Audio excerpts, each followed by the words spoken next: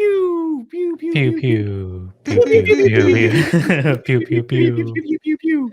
Pew, pew, pew, pew, pew, pew, pew, pew, pew. Okay, I don't know what happened there. There we go. There we go. This is not What off is to a great happening, start. guys? Not a great start at all. I guess we're having a little technical difficulties on Pat's end, so hopefully that doesn't last the whole podcast. But I am looking forward to this one. It's episode 400, everybody.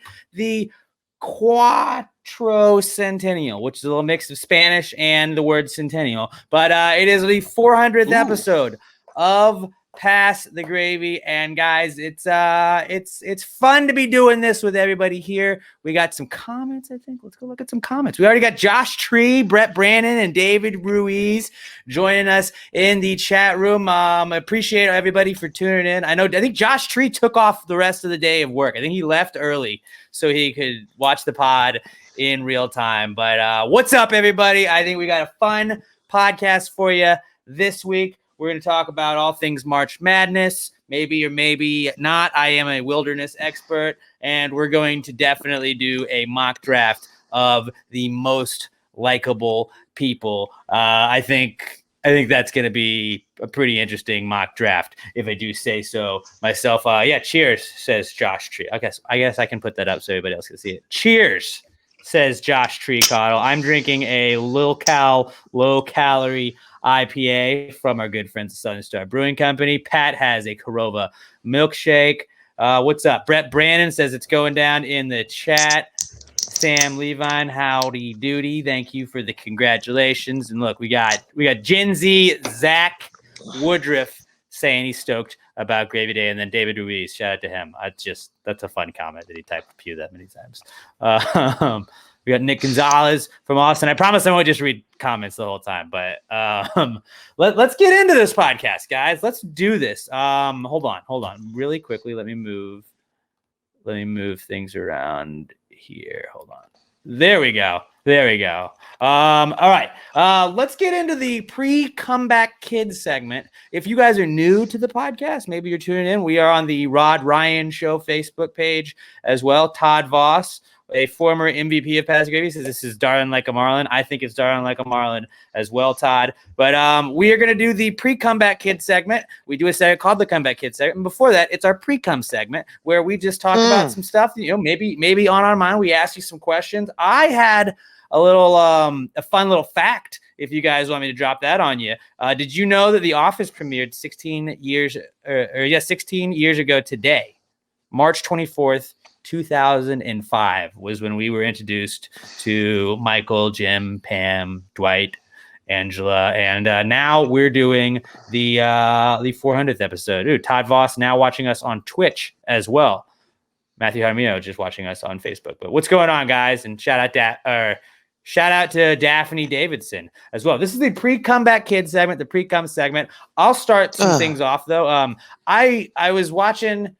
It was Star Wars was on the TV the other day, and in my mind I was thinking back to, there used to be a commercial that was like, I think it was like a futuristic Thanksgiving, and they were cutting the turkey. The dad was cutting the turkey with it looked like a little mini lightsaber, and watching the lightsaber fight on Star Wars, I was like, it would be a huge problem if lightsabers were real. Like, it would be just chaos. Britain already has a problem with knife attacks. Can you imagine how many missing limbs there would be if there was lightsabers? So many people would be amputees. Like, you could just cut through anything. There would just be damage to everything. Dude, how many people, you would injure yourself more than anything. Like, how many times do people just drop a knife? Now imagine there's a light beam coming out of that knife that extends, and it just goes through anything. Yeah. Now, I think when you drop a lightsaber, for the most part, the beam just cuts off anyway. But people would jimmy theirs to just so it stays on all the time.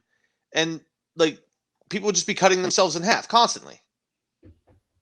Night Hikari on Twitch says, what about a walking stick lightsaber? It would just go in the ground.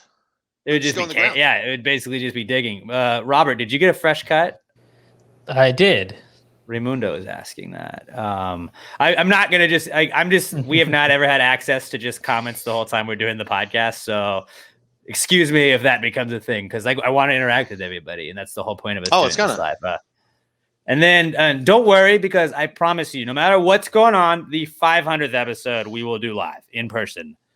Hopefully at like Southern Star or something. I don't know. We're gonna do a beer unveiling, I think in May at Southern Star. So we're gonna have another live event coming up soon. But yeah, good to have everybody joining. Shout out to Mike Fish from the Claire at Big Blue podcast. Greetings from New Jersey. And then Bridget. Yeah, what's up, B?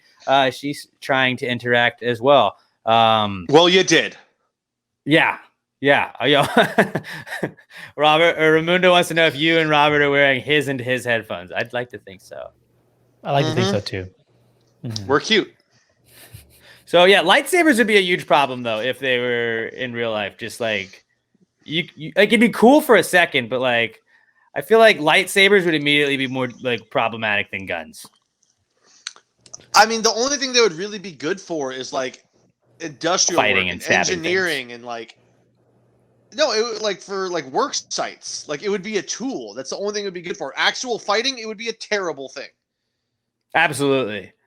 I mean, it's a cool thing on Star Wars, but it's one of those things where it's like, I'm glad that is just on Star Wars and not in real life. Did anybody else have a pre-com discussion or topic or thought that they'd like to share with the group? Yeah, I I started laughing about this the other day because I was talking about it with my buddies. I was like, is it weird that like I don't ever describe myself as like being happy?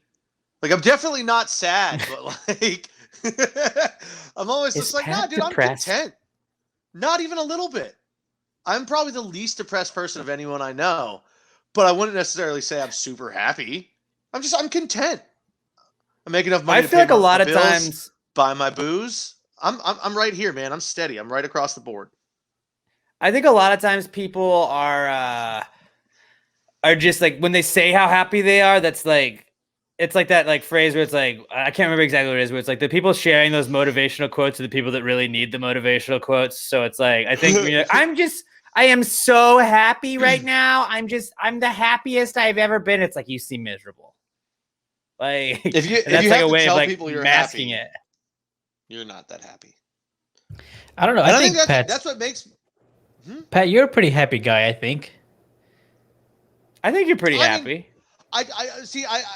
I mean, I guess I am, but it's like I know how much happier I could be, and whereas that would depress most people, knowing that they should be and could be happier, I'm just like, nah, man, it's cool. I'm good where I'm at.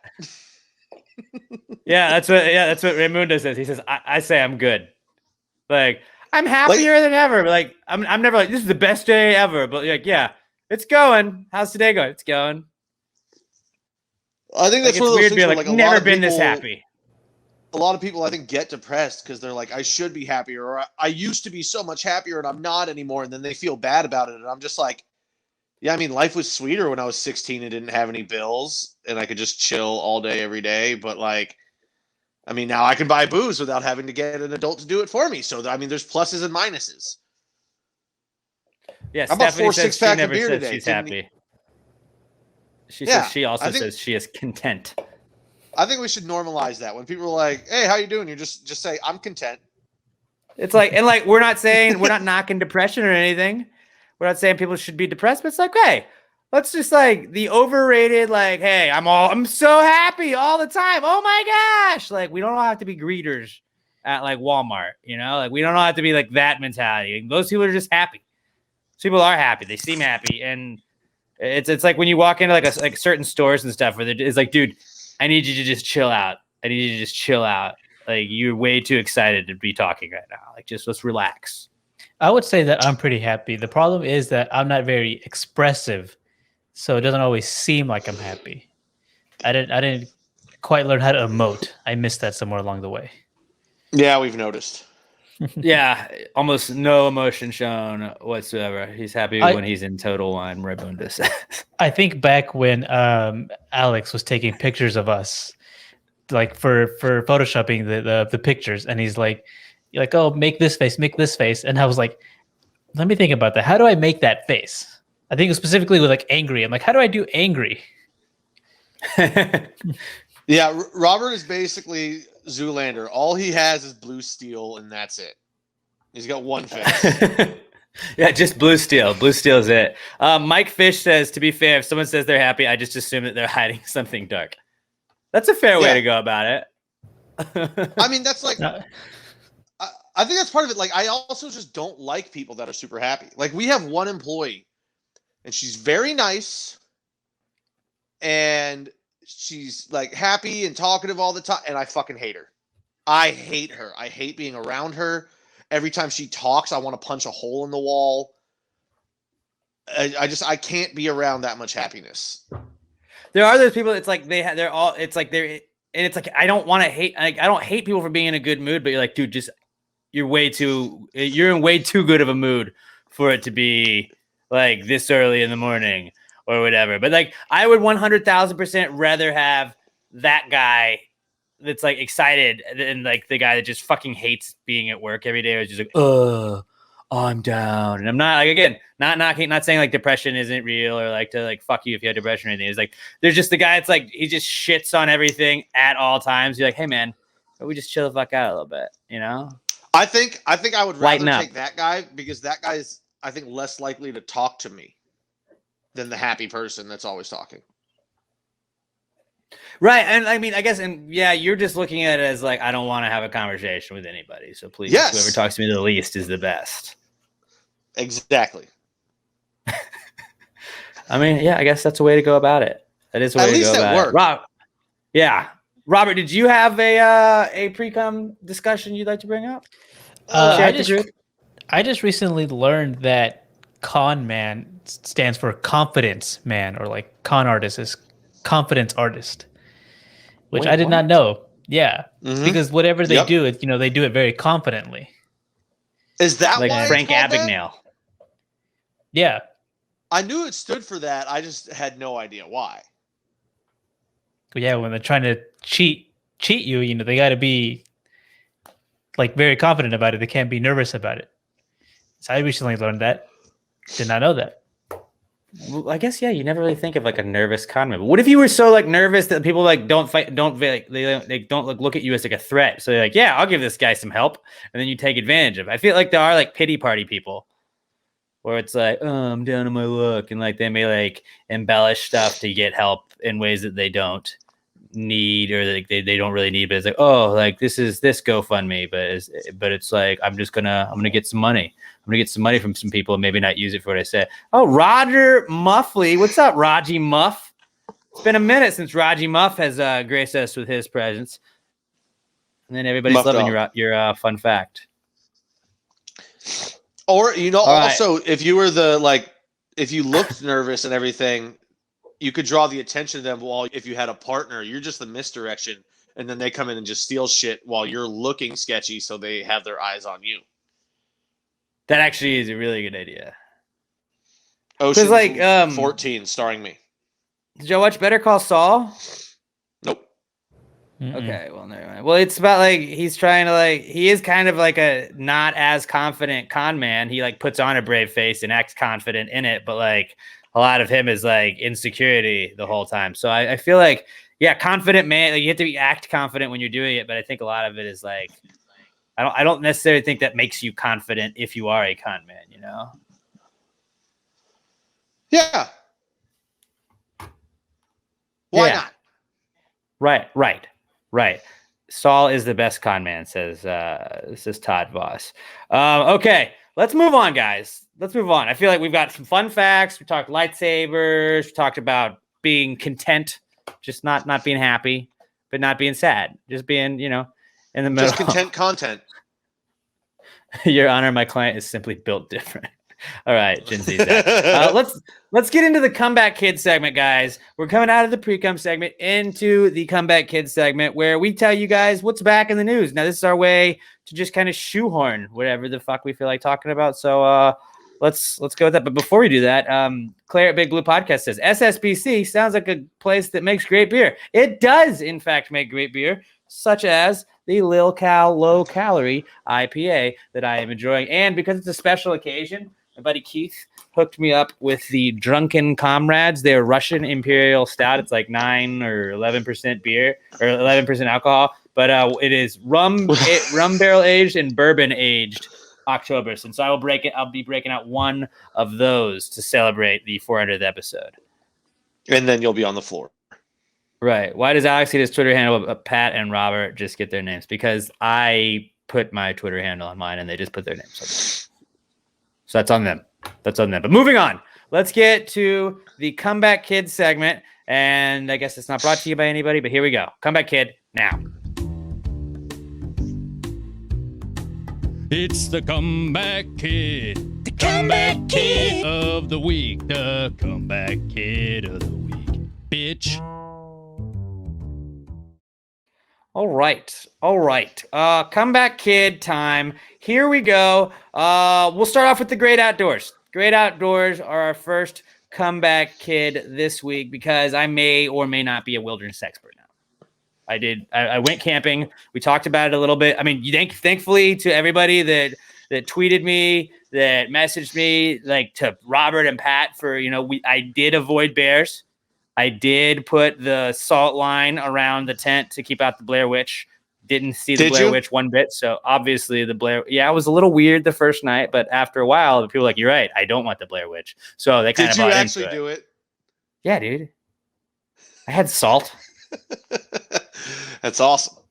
It was weird. Like before bed, they're like, what are you doing? And I'm like, keeping the Blair Witch out. And like, what do you mean? And it's like, if you didn't see the movie, I'm like, if you know, right, fellas? And then like everybody was like, you're right.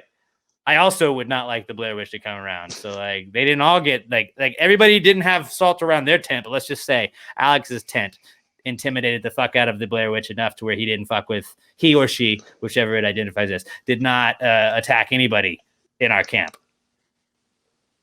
Are the outdoors that great? Dude, I mean, I went into it with like, I may not like camping.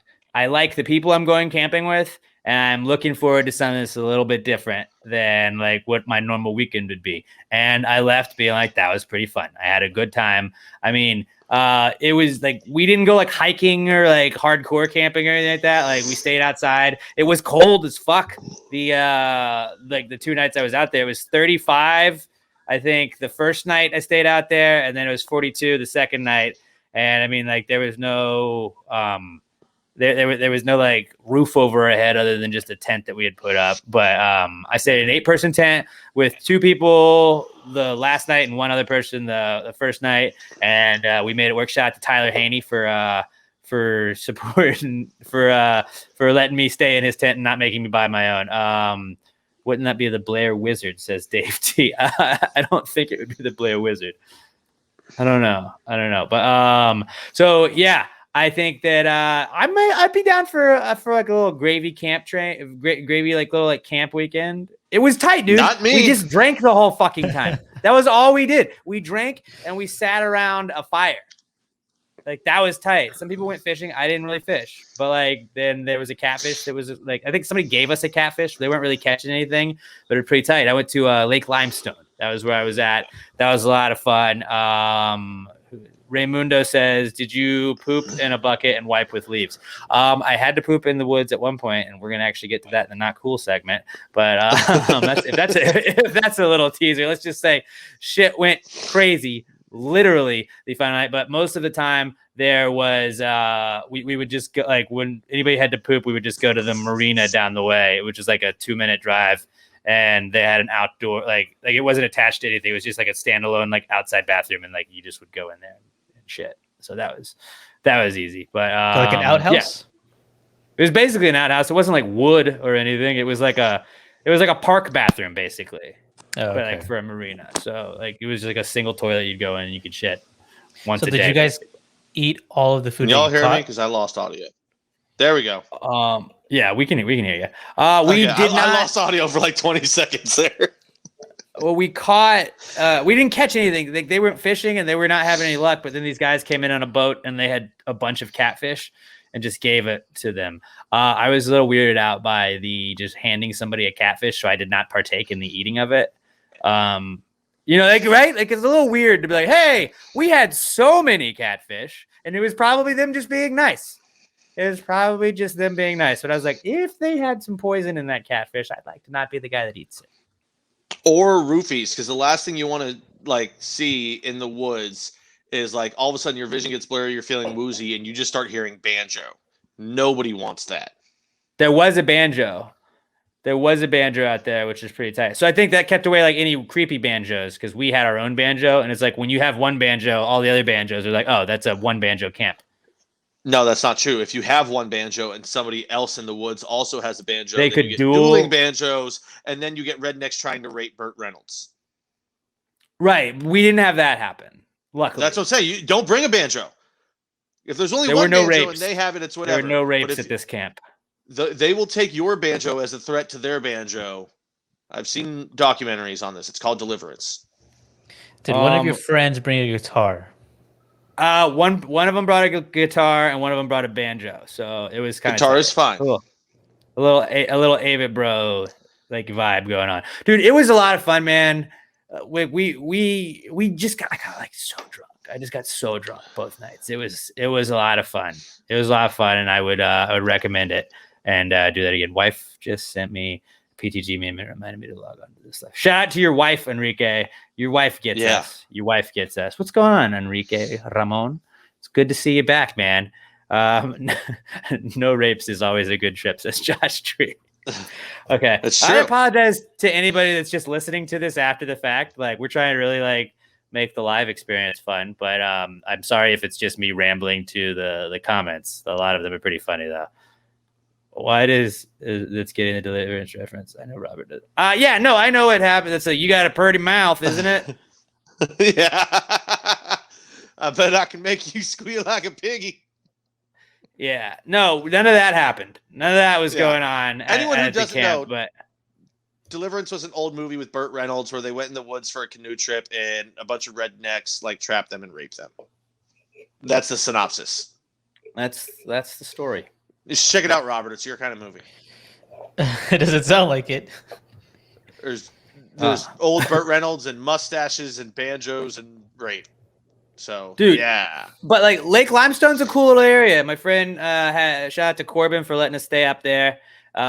He's got a cool little spot of land, man. And it was like they had like a covered awning area that we had like our table out with, and like everybody just brought a shit ton of food and stuff. Like I'm not at all prepared for camping, so I had just like a sleeping bag. I brought like a camping blanket, like, which is one of just those like tarp blankets basically, and that really helped like at night when it got cold. But then like they brought like, and it's the simplest shit because it's like you have a fire, so like somebody just had basically like, it was a grate, like a round grate that went over the fire pit that then like, oh, we can grill whatever the fuck we want on that. And then somebody brought a wok, like a fucking big ass wok, and just put that on the fire. People had the cast iron skillets and little like propane stoves and stuff like that. Like some of the guys really go all out when it goes to camping because they are actual people that like have camped before, as opposed to me that, like I said, was the last time I went camping was in Boy Scouts when I was like 8.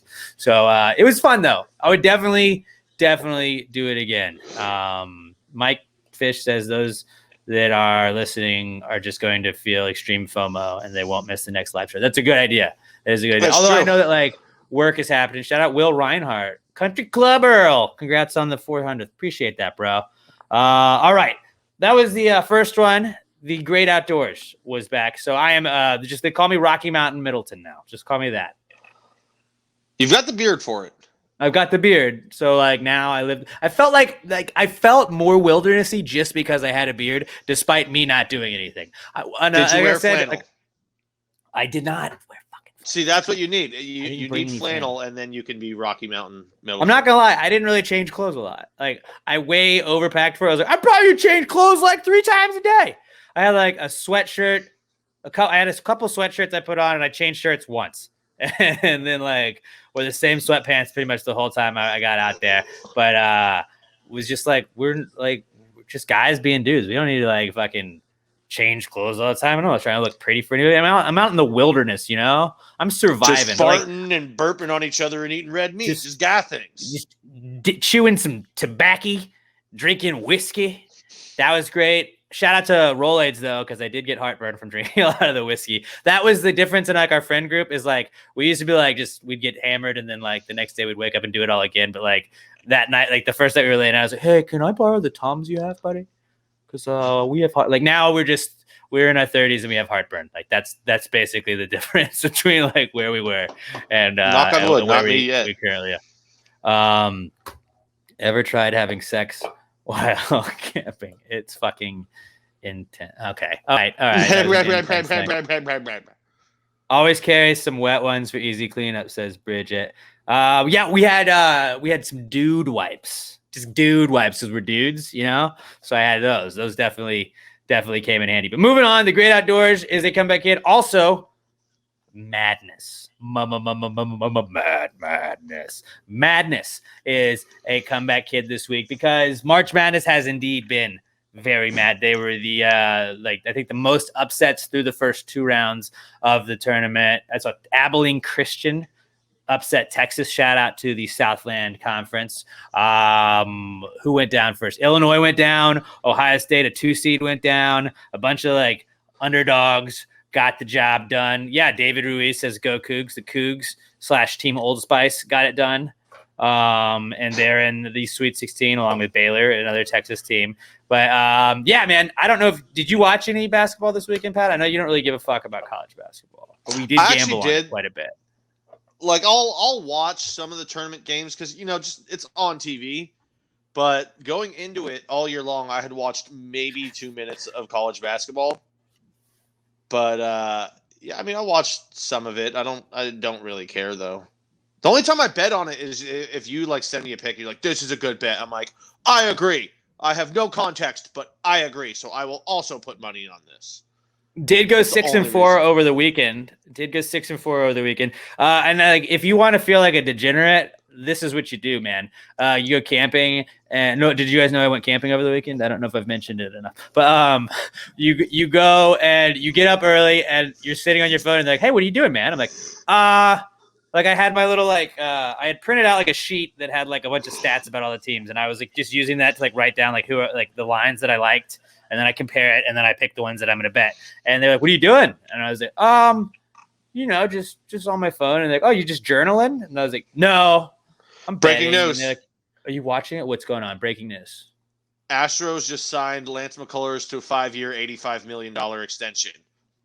Breaking news. So yeah, that's your ace. No, it's basically he's going to be the ace at a certain point, right? Greinke's not going to be long term, is he? After Greinke's gone, yeah. I thought that would get a little bit of a rise out of Robert, but as we talked about earlier, Robert has one face and one emotion. I had already seen it. I was already looking at it. So Robert it was actually news to me.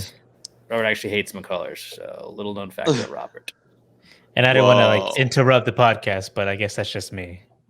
Well, this is the only time what have you learned we can about actually use breaking news.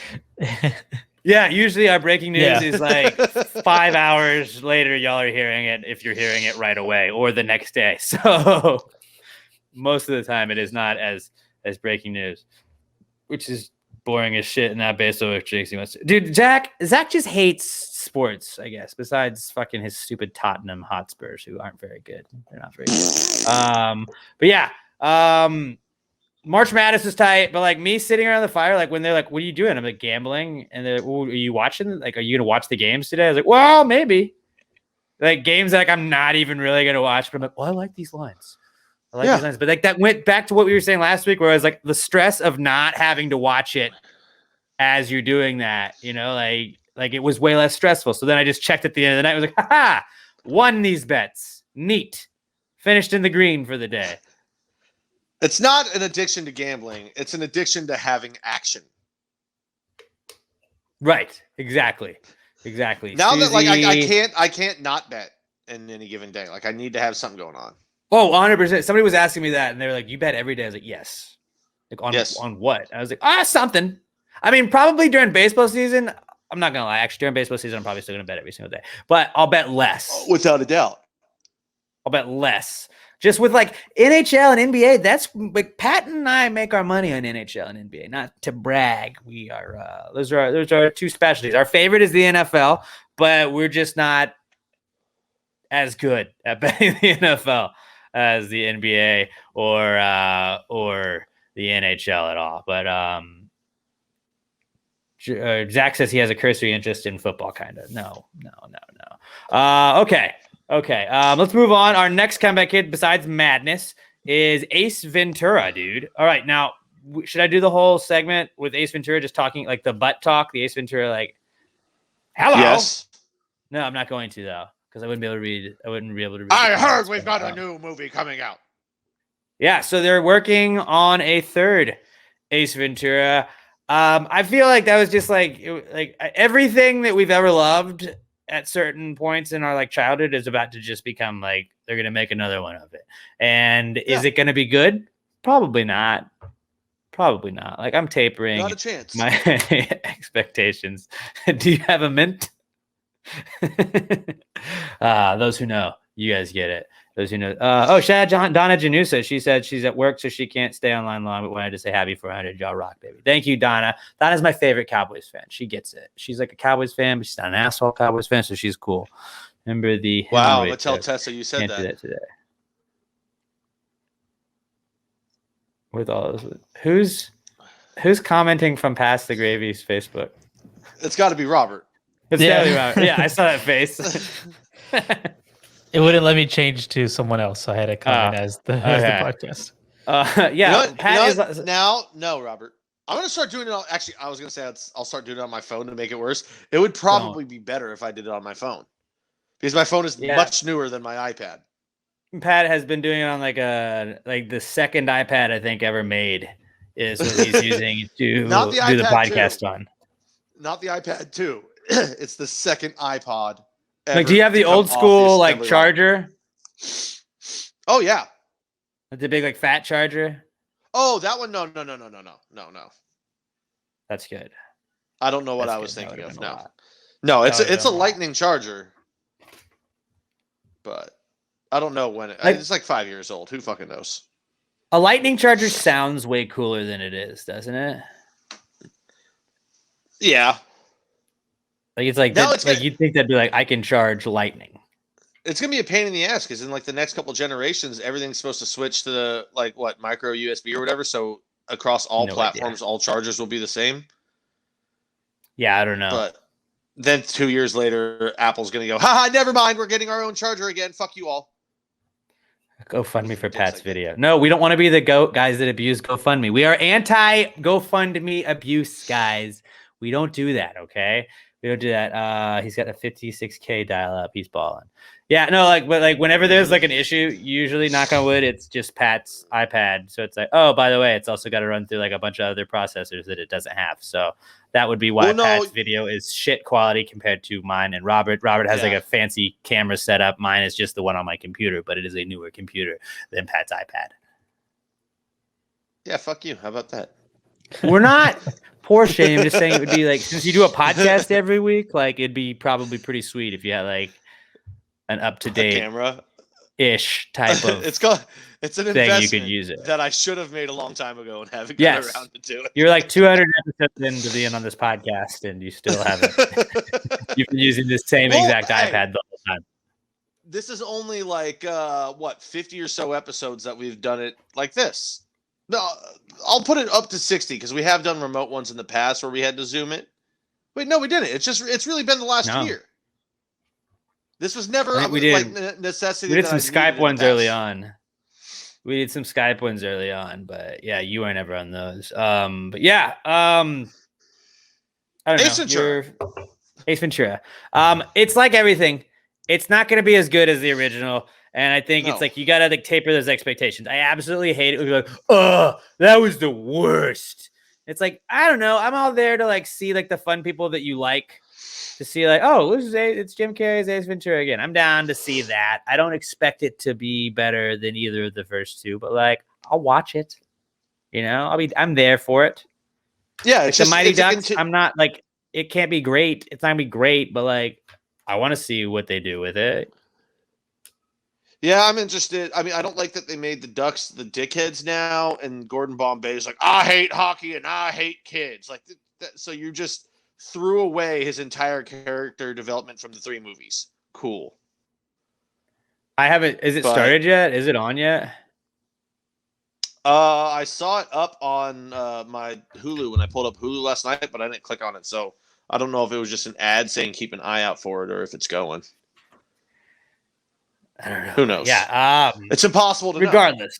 Regardless, Ace Ventura won't be great, but it's like Coming to America too. I felt like got decent reviews. I heard it was absolutely horrifically awful. I didn't hear that. I heard people didn't like it, but I also heard people were like, "That was okay. It was kind of funny. This was funny." Like, if you like the characters and you're there to see the characters, do that. I didn't hear a lot about the movie. I only heard a couple things, but all I heard was very, very bad. Now that you mentioned the Ace Ventura cartoon, Mike, that sounds familiar, but I don't think I actually remember it. But that does seem to spark something in the back of my head. Todd Voss says Mighty Ducks premieres on Disney Plus on March 26th. He also called it D Plus, and I feel like that should totally be like a porn site. Or Discovery Plus. Also that too. Damn it. I mean, Discovery Plus confused. could be Is it on Discovery Plus? Discovery Plus could be. Gen Z Zach says, if PTG is good, when are we getting PTG too? Well, Robert's actually going to kick that one off. He and Sam are going to start hosting that as their second outside of Pass UA podcast. It'll just be, they're going to do Recent Study Suggest, and then they're also going to do Pass the Gravy 2. Actually, Pass the Gravy 2 would be like Pass the Gravy Bro, wouldn't it? No, it's a new one that we're going to start, but it's actually just going to be P2G, stylized that way.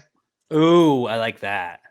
Yeah. I like that. And we could make the hats like the Jeter thing, the respect hats. Oh, yeah. It's going to be terrible. How about them HBO Max Looney Tunes, says Angel. Angel from Southern Star Brewing Company said he's watching in the tap room. Shout out to Angel. What's up, Angel? I haven't watched any Looney Tunes on that. I think just on HBO Max. I don't know if they just put them up there, but like that's weird that like HBO has Looney Tunes, isn't it? Like, shouldn't you have like tits and like sex? Like, yeah, like Looney HBO Tunes is. And murder. It feels like it should be Disney. Looney Tunes should be owned by Disney. Right. I thought they were, but I guess not. I don't know. And a lot of it is like licensing deals and everything. Because if they had a streaming service at one point, or they didn't have a streaming service at one point, they might license it out. That's how like Friends and stuff moved around. And that's why The Office is now just on Peacock, but whatever. HBO also has Sesame Street, the street as we call it on the streets. All right. So Ace Ventura, they're making another Ace Ventura movie. Also, a comeback kid this week is Cinnamon Toast Crunch, because boy, are they having a bit of a little snafu themselves. So fun fact, it's Topanga's husband, and his name is Jensen Karp. Karp. Her name, Jensen Karp. But Topanga's name in real life, I don't remember her first. Danielle Fishel, I think. Fishel and Karp. Like, right? Like nobody made they're perfect for each other because they're both fish. Danielle Fisher.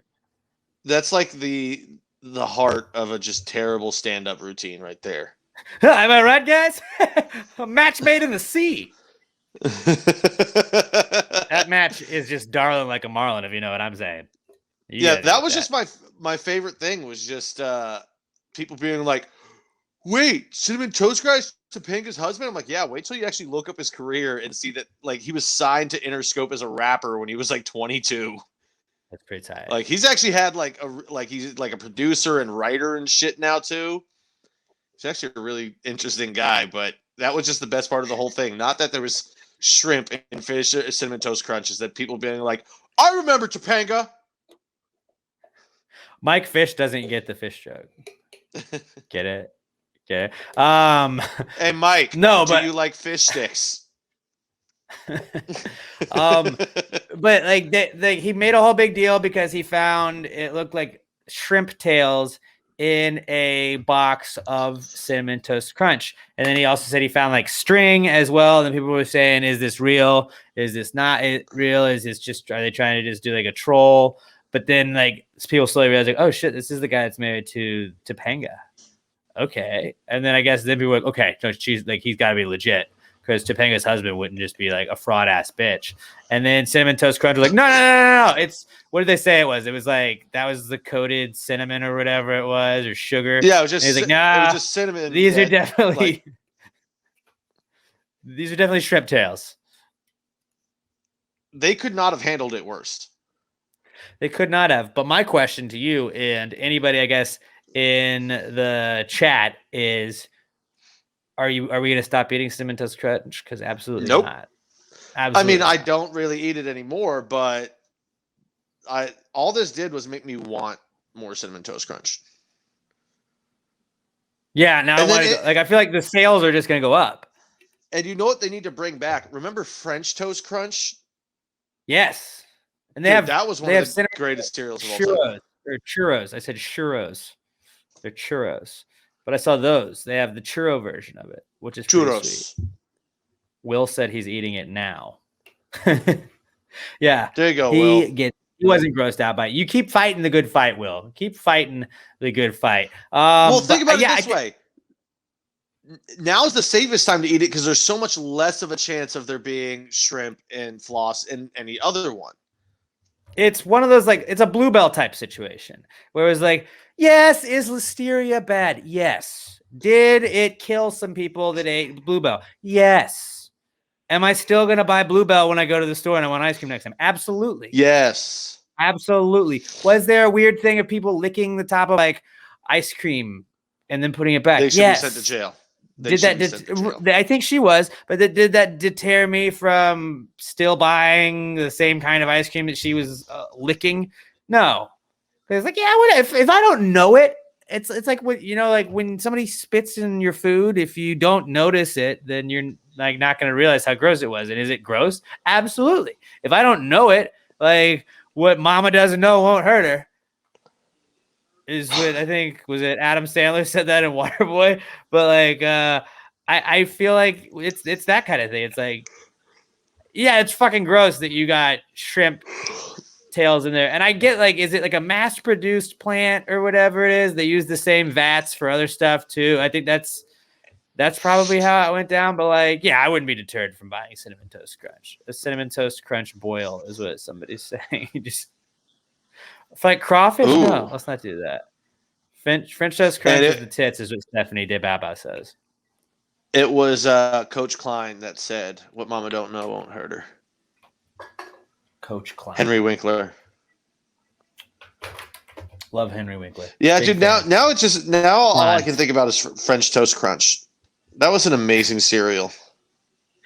Mike Fish, again, from Claire at Big Blue Podcast. No big deal. You guys should check it out every Tuesday. I'm also a co-host of it. But he says they should have just spun this and said, oh, you found the shrimp tail. Congrats. You want a lifetime supply. That would actually have been a great spin zone. Like, haha, one lucky winner was going to find these, but we did the golden ticket idea like Michael Scott, and we accidentally sent them all out early. So it was a prize later. It was the Go Fish.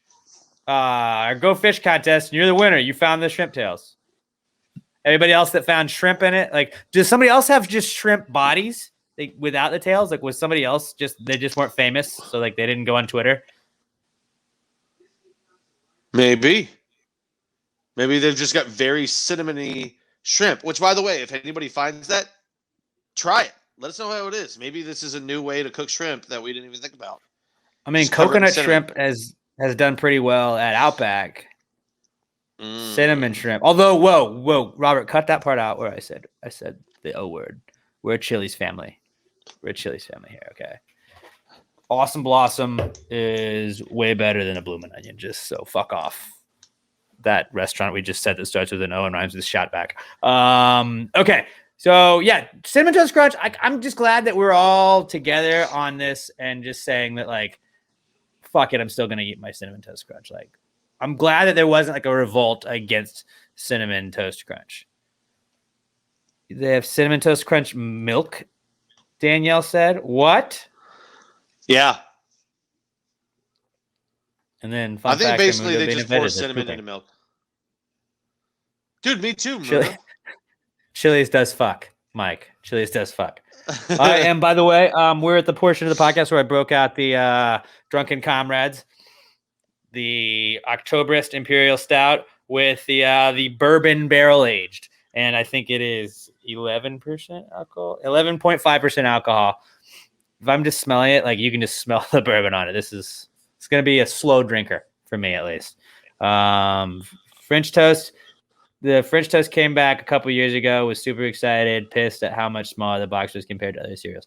I don't understand that. Let's talk about this too. Let's like whoever is connected to big cereal, somebody clip this and send it to them. Because why is it like you can buy the box of Wheaties and the Wheaties box is like 4 feet tall? But then like if I want to buy like any sugary cereal, it's like, oh, you basically just have like 2 of the mini boxes you could get at a hotel size. It's like the better the cereal, the smaller it is. Is it just because they know you're going to have to buy more because you're going to like it so much? Yes, and they're assholes. Like, why not give us sizes? Like a small, medium, large of cereal. Trip dip at Chili's is the goat. Yeah, see, everybody gets it. You guys get it. That's what I love about the Gravy Gang. You guys just like Chili's is the king. We do need to do a live show at Chili's, is what Todd Voss says. Maybe we like. I was like low key talking to him about this. Like maybe we do that sometime this year when like everything's like done here and everything's like I guess everything's 100% open in Texas. But like, what if we just like rented out like a room at Chili's like the Dundies? This is a giant size Cinnamon Toast Crunch that I have. Okay. So they do have giant size of Cinnamon Toast Crunch. Okay. All right. Well, at least like you can buy the large size. It's probably like triple the cost though. I bet it's like you want the primo shit, you pay the primo prices. Well, he was saying it was the French Toast Crunch that had the small one. Okay, Pat. Sorry. Okay. Regardless, Cinnamon Toast Crunch is back. Now, this is a big one for everybody, and ironically, it is not big because our next comeback kid is having a small dick. Having a small dick is back in the news because, according to a British study, pollution is causing people to be born with smaller penises. Something about the water, the pollutants go to the water, then it's also breathed in, and then parents, I guess, are not having kids with bigger dicks. I think this is big science trying to pull one over on us, and they're like, hey, stop polluting or you're gonna have a small dick. That was literally the exact same thing that like the first thing that ran through my head was that bullshit on this story. Bullshit. I mean, they had like scientific studies for it. You know what pollution's doing? Like, because people are polluting, it's making your dick smaller, so you should probably stop polluting. What, bro? That's crazy. I'm going to recycle tonight. Like, no. How did they test this, says Josh Tree. Actually, you know what? It's almost like if we had somebody that had some sort of like podcast where they break down a survey or some sort of study. If there was like a recent study that could suggest something, and we had somebody that we knew that maybe could break it down, that would be a pretty cool episode to listen to. I bet. Robert, do you know anybody like that? I want to hear you talk about dicks for an hour. But it's science. It's science, and you could just say penis or peni. Here, penises. Don't be crude. I feel like this is how they did it. They had 2 guys drop their pants. One guy they gave regular water. He took a sip, and he's like, "Oh, his dick didn't change." The next guy they gave polluted water, and he got sick. Now, as everybody knows, if you're not feeling so great, sometimes you shrink a little bit. It happens. You don't feel good. Your dick's like, well, I don't need to be out to play right now. You feel like crap. It's like, oh, his dick's shrunk. It must be the polluted water. No, you poisoned him. It doesn't mean his dick is smaller. It means it's shrunk because it's a defense mechanism. Small peepees unite, says Jonah. No, but like what I like about recent studies suggests that Robert and his partner Sam do. You can listen to every episode that comes out every Monday. They have new episodes every single Monday on iTunes, everywhere else you listen to podcasts. Spotify, right? iHeart. Yep. So wherever else you're listening to Pass the Gravy, listen to or go subscribe to a recent study suggests. But what I like about that is like they break it down, they talk about their opinions on it, they talk about with facts, and then they're like, what is this like? Why is this a study? Because a lot of times it's just some guy like at a college gets a bunch of money to go like, oh, I feel like people's shoes squeak louder on Tuesdays than Wednesdays, and it's like $100,000 study that somebody gets to go do like. To go watch people walk, like I don't know. So like that would be an interesting way to be like, all right, what is the study specifically that they did?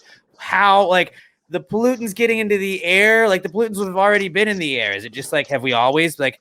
Did the cavemen have the biggest dicks and now we just have like significantly smaller dicks? Like did cavemen just have like horse dicks at a certain point and like now it's just like like we're just like oh this is like average. It was. Cavemen were basically tripods. It was just like if you were to cut your arm off at the elbow and then just stick that between your legs, that was the caveman dick. Exactly.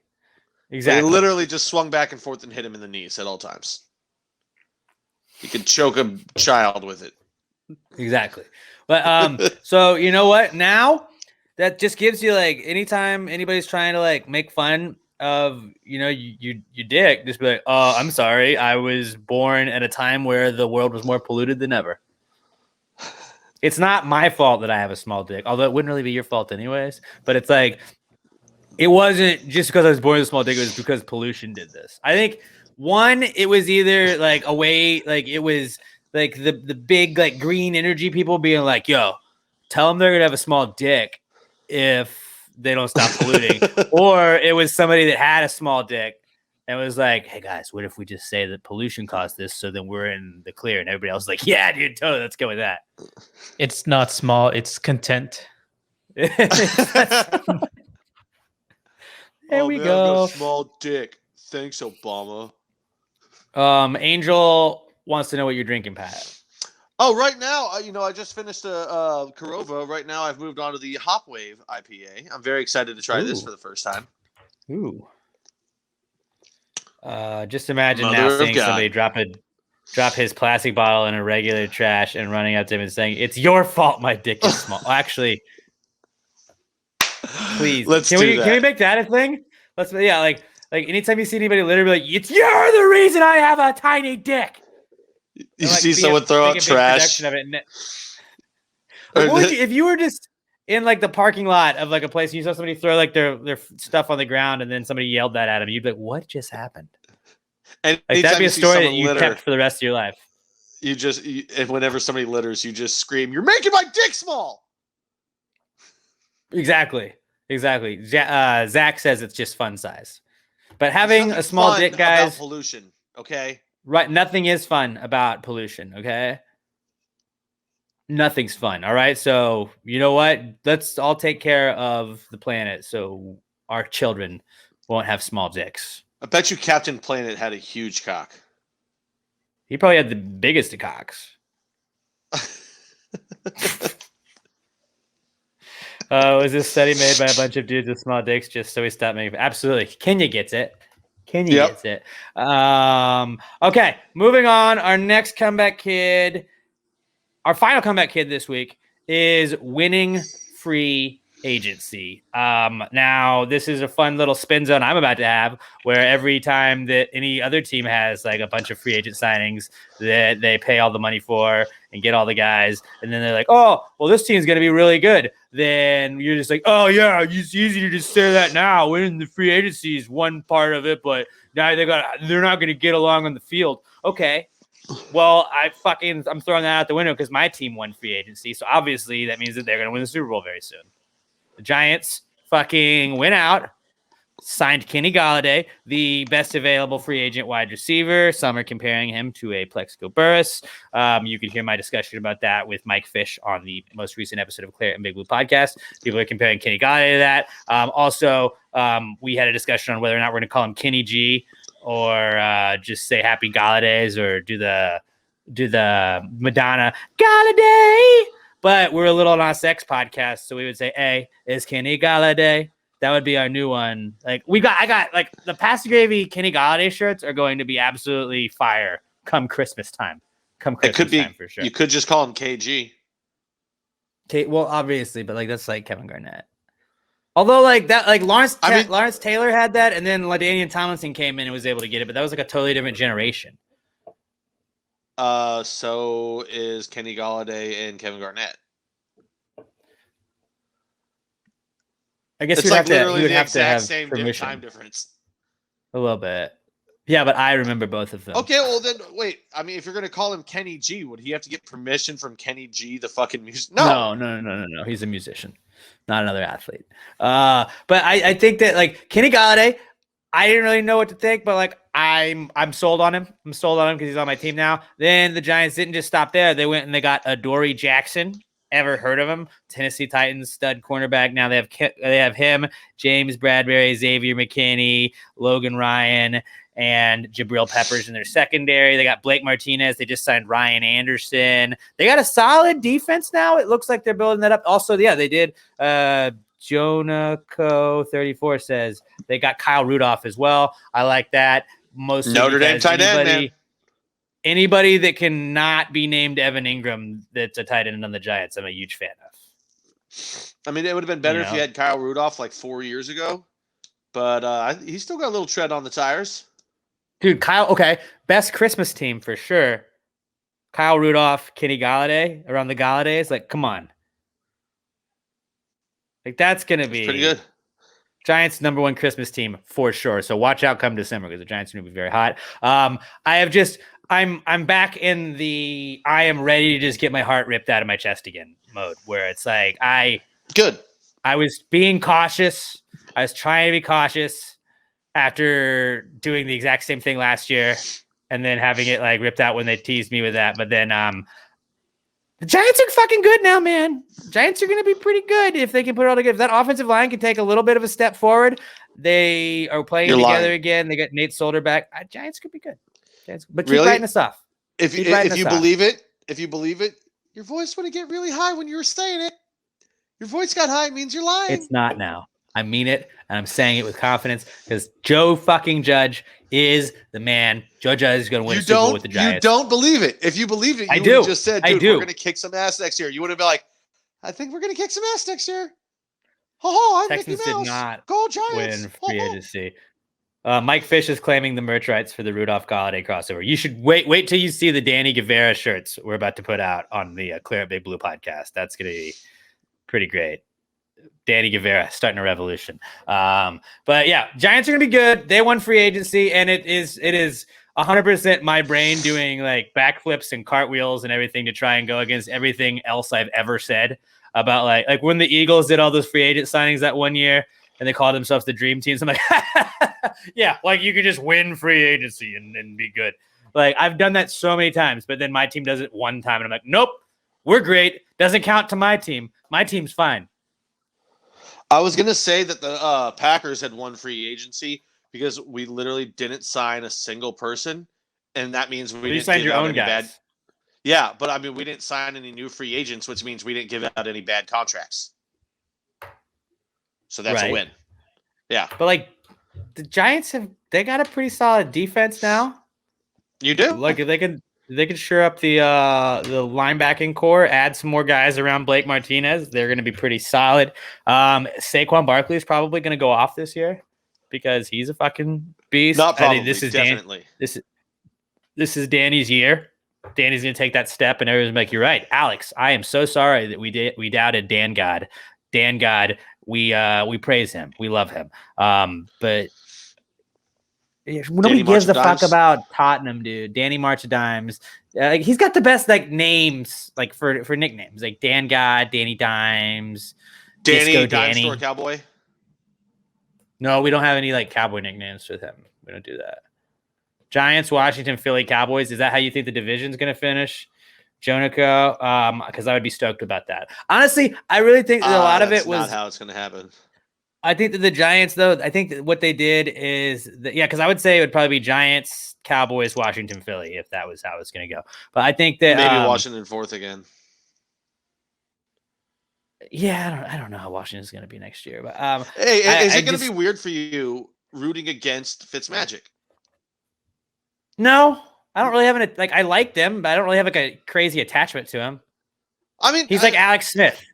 No, I don't think anybody like, does, but like likable guy. Aaron- I don't really care. We'll fuck him up. nobody loves him, but like you love him because he's Fitzmagic, man. He's just gonna run around like a fucking madman, throw 4 touchdowns, and then throw 4 interceptions the next game. He's just fucking electric to watch. He's like old Jameis Winston. Right.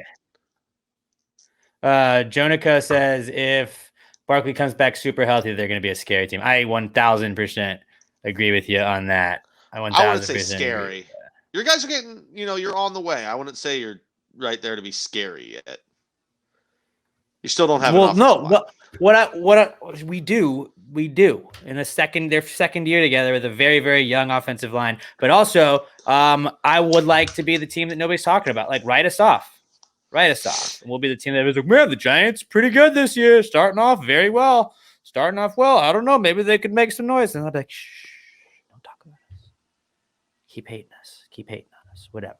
But winning free agency is back, and I am 1,000,000% back in on the Giants are about to be a very good football team. So if they are not a very good football team, we're just going to pretend I didn't have this conversation. Robert, you'll have to go in and strike this from the record, and everybody Get ready just to pretend, everybody. Just get ready. We're going to pretend it would be a showdown between the Cowboys and Giants next year. Doubt it, Will. It'll probably be Giants and like the football team, maybe. I'm just kidding. No, it'll probably be Dallas and the Giants. Cowboys better improve that defense.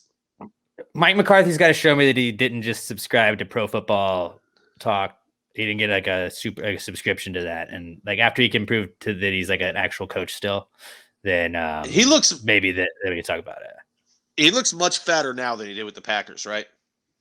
Right, like, and he's like, but it's like it's Texas. They have like, although they have like cheese curds and everything up there, so it's like you should be about the same. Well, he has the dark blue that he gets to wear a lot. He gets to wear darker colors. It should be slimming on him, but no, his neck is like 3 times as fat now.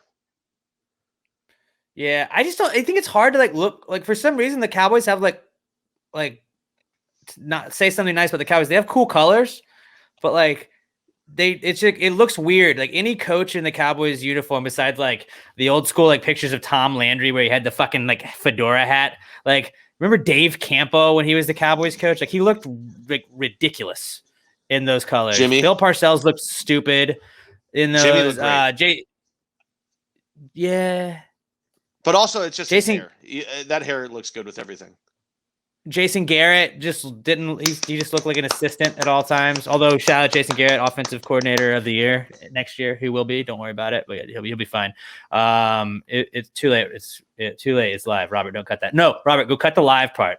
Robert can cut anything we want. Robert's very good at that. Also, will Washington get a name before next year? No, they will play as the football team for another season.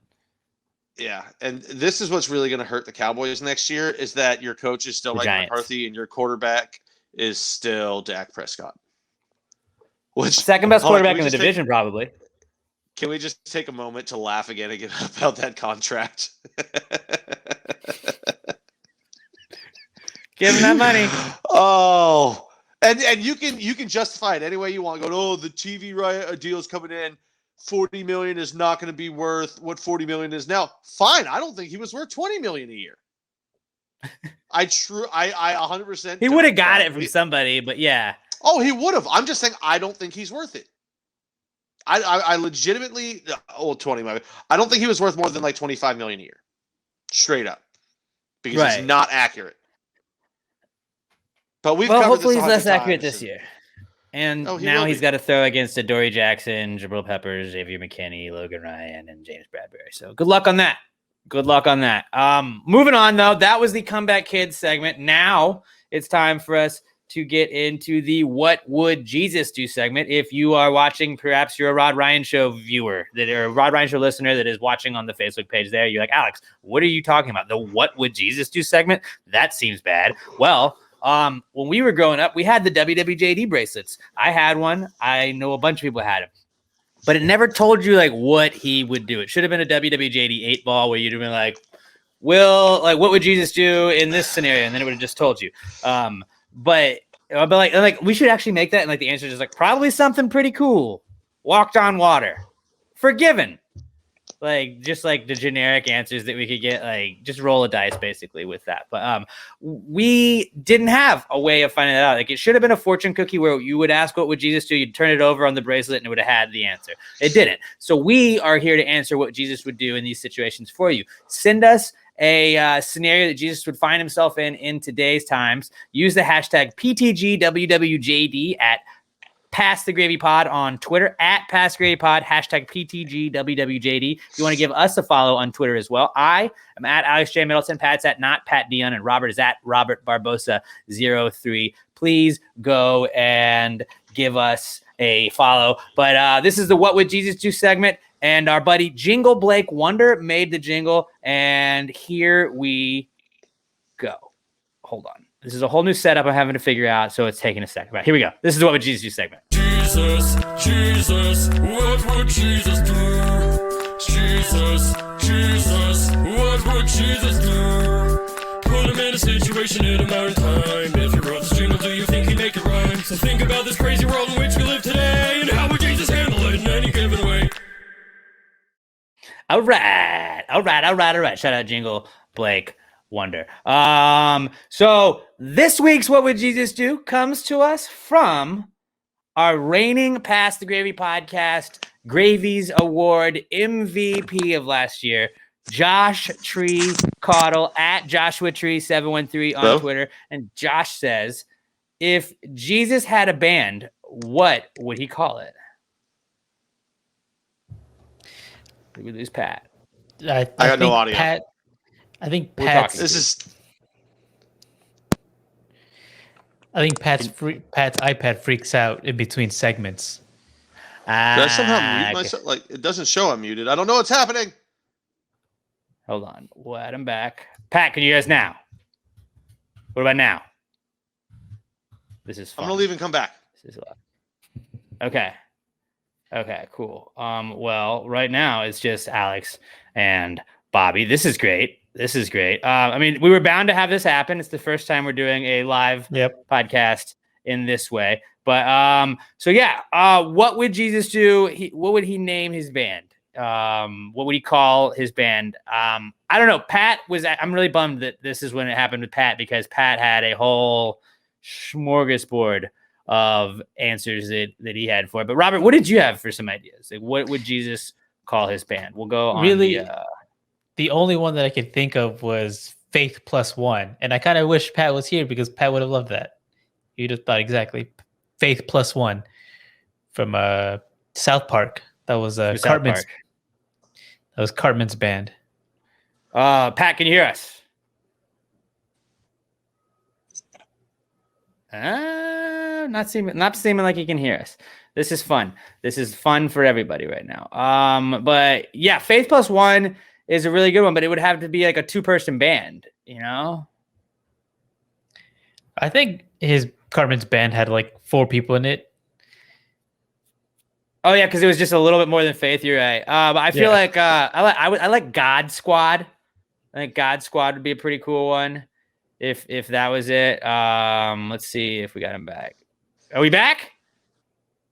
I'm back. No, okay, I had cool. when we came. You cut out a little bit there, but right now we got you. If you can hear us, we can hear you. Yeah. Okay. Yeah. I got you guys now. All right. Pat, what would Jesus name his band? All right, I've got a lot of options here. So bear with me. If he was like a 70s band, I think it would be maybe JC and the Sun Band. Obviously, that's just stolen. Big J and the Disciples, Lil G's, Judas Priest. I think he could run with it. He'd be like, I'm reclaiming this. This is mine now. Math Debater says, ow, my arm. Wouldn't it be my If hand? he was I think Crown of Thorns would be a good one for his band name if he sang like Kings of Leon type music. If he was like Weird Al-ish or like Lil Dicky, Uncircumcised Savior, I think would be a good name for his band. And then Savior would be really good. Let's see. What else do I got on here? I think it was metal, like Entombed. Entombed good one. would be a fuck. I And love then- that. I love that. Say that again? I love Entombed. I think Entombed is a great one. Yeah. Also, Sacrificial Lamb or Sacrificial Lamb of God. Right, that's a good I one. think is a good one. That's a good one. Nine Inch And then Nails the on my rest of- hands. the Is rest what of Mike ones- says. Yeah, the rest of mine are also Barn Baby. I think Barn Baby could be a funny one for him. Barn. Oh, And then Barn Baby. I feel like what's hot Also- right now is like bands like I think it's Mother Father and Miss Mister and stuff like that, where it's like two words but you make it one word. I feel like King Son would be like a cool like hipster band, like an alt band, like 21 Pilots type. Like he's got a little synth in it too, but like he also rocks. So like I feel like I feel like that King Son, you just put them all together would be a good one. Good. The last two I had were, and this is really if it was like heavy metal, Bastard Child and Rib Spear. Rib Spear. Rib Spear. Spear maybe. Coming to Rib the Spear Woodlands made me laugh a Pavilion. lot when I thought of that the other day. like that's like, because I'm picturing like Rib Spear's opening for Godsmack, you know? Rib Spear would open for Godsmack 1,000,000%. What would his name be like if it was like a DJ? What would his what? Like I'm trying to think of like since you're putting like all the other stuff like you're putting like metal bands. I said like all like what would be like if he was just like a Skrillex Deadmau 5 type DJ? Like what would that Lil be? G's. Be Lil Yeah. G's. Well, that'd be a rapper too, but also like Lil G's, and then he would just have like a Jesus like head over his actual head, which I think that would be a really like also like other level move where you like you get a giant head of your own head and put it over your head, but you don't let people see you without the giant head on. But then if they ever did, they'd be like, "That's the guy that you look like DJ Alex's mask." And I'd be like, "Oh, that's crazy." And they would never He know could it was also you. be Lil Cruz or Lil Cruci would like be Lil C-Fax. Cruci would be his C-Fax. What Carfax? Lil Safe. Lil Lamb. No, I like the idea of like if it was like God's band, like if God was in it, it'd be fun if it was like Mumford and Sons, just God and Sons. It'd be a good one. They're like a little like bluegrassy, folky type band. Okay, Ooh, that'd be good. I don't know. Your internet is being really weird right now, but yeah, that was our What Would Jesus Do? Segment, Yeah. I feel like. So, what was your tomb? What was it? Entombed. Entombed and Rib Spear, I think, are my two favorite of all Yeah. of those. I like Entombed and Rib Spear. That's where I'm at. Also, Barn Baby is just fun. Barn Baby's good. Frankincense and Myrrh, actually. Like, if it was like Jesus and like a woman, like that would be a really great like two-piece band name. Or, like City and Color, I guess. Frankincense and Myrrh. I do like that. Thank you guys thank you, Josh, for submitting this one. Hashtag PTGWWJD to @PassTheGravyPod on Twitter. And that will be how we get this done. Moving on. Let's get to, it's mock draft time. It is mock draft time. And this week's mock draft, as every mock draft this season, is brought to you by our best friends in the whole wide world, the best beer sponsors ever, Southern Star Brewing Company. Shout out to everybody at Southern Star that is watching in the tap room right now. Angel, love you, and whoever else you're hanging out with up there. Angel, if Keith is watching, love you. I right now am drinking one of the very rare Drunken Comrades beers they have. Their Russian Imperial Stout. It's the rum barrel aged and bourbon aged Oktoberfest. This is what you get. You get a 2-pack. I think it's like 2 for $20. But I'm drinking the bourbon barrel aged Oktoberfest. It is 11.5% alcohol. That's why they only have 2 at a time that you can buy. And it's strong. It's strong. I'm just gonna say it is a very strong beer. But yeah. So Southern Star Brewing Company, I have been a huge fan of the Lil Cal Low Calorie IPA. I was talking about going camping this weekend. I have so much Southern Star beer that like I went camping and just took 5 cases. I took like 5 pallets of beer, like 120 something beers I took to the boys. And everybody's like, dude, what is this? And like all weekend long, like somebody would reach into the cooler because I just took a smorgasbord of all the ones I had in my house. And a lot of them, I think I took mostly Strawberry Bombshell Blonde because those are like, that's my favorite one. Strawberry Bombshell Blonde, which Pass the Gravy podcast is responsible for getting year round. It was just a seasonal beer. We bitched because it's so good. And then the Gravy Gang, you know, they got into action. But Josh Tree, we cannot see your beer. I'm sorry, Josh. But we know that you're probably drinking a Southern Star in spirit with us right there. Josh Tree, again, shout out to him. He left work early today so he could have a beer with the podcast and watch. That's a Gravy Gang MVP right there. That's why he wins MVP last year and stuff like that. Angel is up at the tap room. Angel, what's your go-to, Angel? We want to know what your go-to is. But Southern Star Brewing Company, best beer in the entire world. I promise you, you will never not like something from Southern Star Brewing Company. My favorite was the reaction that people had at the Southern Brunch, their citrus shandy, because they would just be like, dude, what is this? Like, this is amazing. And I was like, yeah, it's a beer mimosa, basically. It's a citrus shandy, a beer mimosa. It's amazing. It's cool. And they all liked it. But like all throughout the weekend, Alex, what is this one?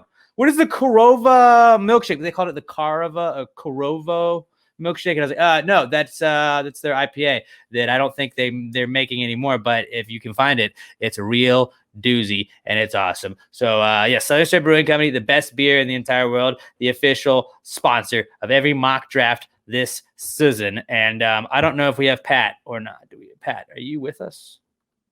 Are you with us, Pat? Are you with us, Pat? Sounds like we're summoning a ghost. Pat, are you with us? Pat Dion. Make a noise. Show us a sign if you're with us. Can you hear us, Pat? Can you hear us? I apologize to everybody that this is happening. Ashley is watching and walking the dog right now, she says. And Angel says he loves his Strawberry Bombshell Blondes. Yeah, I agree. We're going to work out these technical difficulties because Pat really has to be involved in the mock draft process. Mock draft, yeah, he does. It's it'd be very difficult to do if Pat is not involved. I don't like, maybe again, one more reason he should probably get He should definitely upgrade. He should definitely upgrade. Fuck you. I'm just saying you should probably upgrade. You should probably upgrade, but you can hear us now. Fuck you. I'm assuming. Seems like he can hear us. No, everything was fine before you decided you wanted to use a new stream service that for whatever reason sucks way more power than fucking Zoom, so it can't run on my equipment. Zoom runs fine on my shit. You decide you want to do this, and it fucks everything up. Pat should have used his Stimmy to get a better internet. That's a very good point that David brings up. Shout out to him. And then Ramuda says, let the fans draft for Pat. So, Pat, if you cut out, we're going to just have to let them... We're just going to have to let them do that. Bought some beer at Total Wine last week, and there you go. Yeah, I'll cut you out. Should we make sure like that we can't see chat so like we don't get influenced by them? So like, oh, maybe we didn't have this on our list. That's a good idea. All right, everybody go to on our end. This is just between us right now. Private chat. Go to the private chat, not the comments. Yeah, so we don't get influenced. I'm looking at private chat. Exactly. Okay, so let's recap how the mock draft went. Now, if you are new and don't know what we're talking about, I feel like some people are, but the mock draft season we do every year. After the NFL season's over, You have Mel Kiper, you have Todd McShay, you have countless other people online. Locally, here we have Lance Zerline, friend of the podcast, but he works for NFL Network. You have all these people telling you mock drafts of where people are going. I think it would be funny if we just draft random shit. So every offseason, until draft day, or until like the week of the draft, we will do a mock draft of just random shit. If it's something that kind of is timely, we'll do that. But a lot of times we just pick random shit. Last week, we did a mock draft of numbers. And Robert won. Robert won. Shout out to somebody that's not me for finally winning a mock draft this year. We've done 4 mock drafts. Robert won last week's. 59% of the vote. Pat got second place with 26%, and I had 15%. So apparently just 6 9s and 4 20s do not win the votes. I've learned that now the hard way. On the season, I have 3 wins. Robert has 1, and Pat has none. This week, we've kind of teased it for a couple weeks. We are doing a mock draft of the most likable people. Now, this is obviously a debatable. A lot of people can say, "Oh, well, I don't like he or she or whatever," but it's up for us. We get to pick it, and that's how it's going to go. So I think that this is going to be a pretty interesting one. This is going to be a very interesting one. Regardless, we are going to do the mock draft here. Then on Friday, we're going to put a Twitter poll out. I believe 1:30 on Fridays is when it goes out. You can vote all through the weekend until like midnight on Monday morning, and the winner will be chosen then. That is how we basically determine the draft order. We go in reverse order of how everybody finished. Since I finished last, I will go first. Pat will go second because he finished second. And since Robert won, he will be going third. It's not a snake draft. It's a regular draft since it's just the mock draft. So without further ado, the mock draft of most likable people. I got my little cheat sheet right here in front of me. No big deal. But I feel like it comes down to 2 people that are like the top 2. And I was torn between these, but there's not really a wrong answer to me. And he's also David S. Pumpkins. And we know how much I love David S. Pumpkins. I'm going to go Tom Hanks. I think Tom Hanks, most likable person. So I'm going to take Tom Hanks with my first overall pick of the mock draft of most likable people. Tom Hanks. Pat, let me see if you take the other person that I thought would have been top 2. I actually had Tom Hanks as my third on here. And now I'm torn between my top 2. There's one that I think I've said for the last couple of weeks that I was going to take, but I've got to pick someone a little bit more. I'm going to go with The Rock. Dwayne The Rock Johnson. Ooh. Yep. That was, I thought him and Tom Hanks had to be 1 and 2. I didn't even have him on my list. I completely forgot about him. Wow. Are you serious? I did. I completely forgot about him. I'm going to take Keanu Reeves. Keanu Reeves. Okay. I didn't have him at the very top, but that's a solid first round pick. I get that. I know. Yeah, he might have been my next pick if nobody had taken him. Yeah. All right. So Keanu Reeves off the board. I'm going to go with Morgan Freeman. Morgan Freeman. Like, how can you hate like the guy that played God? And he's a very likable guy. Morgan Freeman. I'm taking him in the second round. All right. This means I'm getting my top 2 picks. I'm going to go with the late, great Steve Irwin, the Crocodile Hunter. Steve Irwin, very likable. Very likable. Very likable. That's why I was torn Good between pick. him and the first pick, too. But I was like, you know what? He's just a little bit older. Some of the younger might not remember him as well. The Rock has more appeal, I think. No. Yeah. The real ones, no. Steve Irwin was just built different. Exactly. Robert, your pick in the second round. Who you taking? I think I need to take this one now before either you get it. I'm going to take Betty White. Betty White. I would probably would have taken her if you had taken somebody else. Betty White is a solid one. And she's the only person, like, anytime anything bad was happening the whole pandemic, like, God damn it, keep Betty White alive. Where is Betty White? Is she safe? Was it 2019 when all the celebrities were dying? She wasn't even on my list, man. But that's a great pick. Oh, dude. I had her fifth on my list. Okay. Betty White's a good one. I'm going to take the person I had 4th on my list that's available right now, Bill Murray. How do you not like Bill Murray? He's like an urban legend. He's Bill fucking Murray. You go with Bill Murray. I think that's a solid 3rd round pick for sure. That's a steal, basically, in the 3rd That's round. another one that somehow I overlooked him. I don't know how I overlooked Bill Murray. Everybody But likes here's him. one that I love. This is, I mean, about as strong as a 3rd round pick you can get on likability. Paul Rudd. Everybody. Paul Rudd. loves Oh, Paul I didn't have Rudd. him. That's a good But one. I do love Paul Rudd. Everybody in Hollywood, like every time you hear somebody go on a talk show about what's it like to work with him, everybody just gets that shit-eating grin on their face, and they're like, "I want to blow him. He's the greatest person in the world." Right? All right, back Robert, to me. back to you. Back to me. I'm gonna go with someone who also has passed away. I'm gonna go with Robin Williams. Fuck, that was who I was hoping to snag. That's a good one. Say That's a good it one. again. My audio is cutting in and out. Robin Williams. I'm going with Robin Williams for this one. Oh, yep. R.I.P. to Robin Williams. That puts me in a really tough spot because I have like 4 people that I kind of think I should pick right now. But who am I gonna go with? I'm gonna go Christopher Walken. Christopher Walken, dude. Hi. Everybody has a terrible Christopher Walken impression. As you, like, before I even said that, Pat already it is. I'm Christopher Walken. I always we play on the Buzz. We play the Foo Fighters a lot, and every time I hear the word Foo Fighters, for some reason, I just picture Christopher Walken like the Foo Fighters, ladies and gentlemen, the Foo Fighters. Like that's like right. It seems like a perfect word for him to say. Hey, who are these people? Go home. That's in our intro. That's Christopher Walken from American Murder. So just FYI, he's in our intro. I think Christopher Walken. Everybody's got to like Christopher Walken, right? Yeah.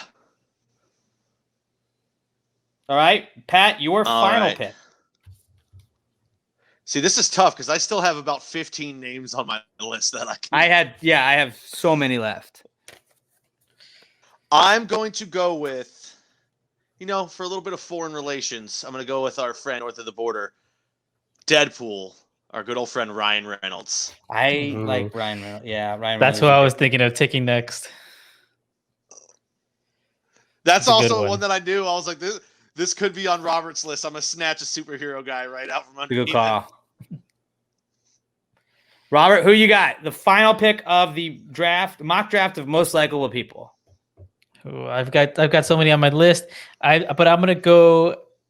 I'm surprised no one took him. I'm gonna go with Chuck Norris.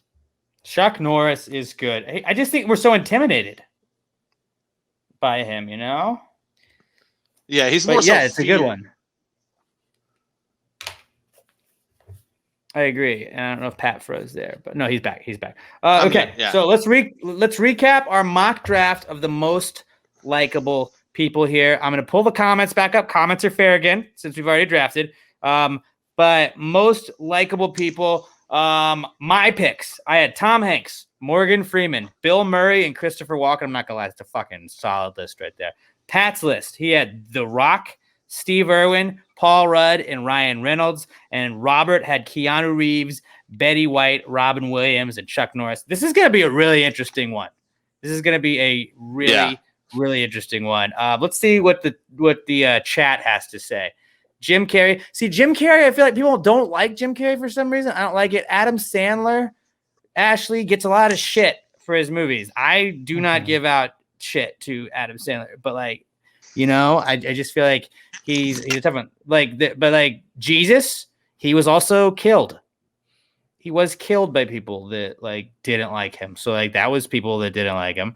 Paul Rudd is cute, is what Ashley says. Robin Williams, great. Yeah, everybody's saying great pick, Robert. That's not making me feel great. OJ Simpson, but people like him too. Todd Voss says missing the top. Fred Rogers, Bob Ross, and LeVar Burton. Actually, those are really good picks. Chris Farley as well. Nobody chose Jesus. Well, yeah, I don't know. People that there was a dude earlier out here that was like, Jesus isn't real. So I was like, that guy wouldn't pick that. But this is my favorite part that we do at the end of it is just the honorable mentions, because there are so many fucking honorable mentions we had. Yes. I was honestly Christopher Walken, I had above him, but I changed my mind at the last point because I was like, Christopher Walken, I think he's a better pick. But Henry Winkler, we kind of talked about him too today. We even mentioned him from The Waterboy, but Henry Winkler is very likable. I just also feel like people may not know who he is, you know? I had Jackie Chan on my list. People like Jackie Chan. That's a good one. Oprah. Oprah's good. I had William Shatner. William Shatner's very likable. Jack Black, Bill Nye the Science Guy, right? Like that guy's cool. And then like Margot Robbie. I didn't have her on mine. Gandhi. Who doesn't like Gandhi? Mike says he is predicting Pat's iPad is red hot right now. He's not enjoying it. Stuff. I would assume that. Yeah, I had Matthew McConaughey on mine as well. I think I saw someone say Will Smith. But he just had that, like, what was it? The entanglement thing. And it's like, I didn't know people like took Jada's side on that. Yeah. Or what? Let's add Pat back and see if we got him. Pat, are you back? You're back. And He's everything's around. robotic, and I haven't really been able to hear anything for the last 10 minutes. You know what? Great. Let me fun, shut off my camera. Maybe that'll make this run a little bit better. This is going fucking awesome. Love it. I love it. It's maybe this great. will let it run better. Michael Scott. Did anyone see mention a lot Tony of people Hawk? didn't like Michael Scott? Tony Hawk, no, but that is a good one. I had Danny DeVito, Liam Neeson, Paul McCartney. You know, like, those are all very JJ likable Watt. guys. I assume somebody had to have said. Kenya actually said JJ Watt, but my whole thing, like I had Peyton Manning. Peyton Manning was really the only athlete I had on there. But my whole thing about like my hesitance to pick a sports guy was like you have people that hated his team. So it's like, you know, if you had an AFC South fan, they'd be like, fuck JJ Watt. Jason says he has that Natalie Wood thing. I don't know what Bob that Ross. Bob Ross, somebody said that was a good one. Alex Trebek is what Raimundo says, which is great. Liam Neeson isn't popular. Haven't his kids been kidnapped like 12 times at this point? Yeah, but like everybody kind of likes Liam Neeson. Like he's like cool. He seems chill. Like that's why I didn't take him, but like he seems cool. Michael J. Fox also had that. Michael J. Fox is pretty solid, I think. But yeah. There were just Musk, so many Martin to Luther, choose from.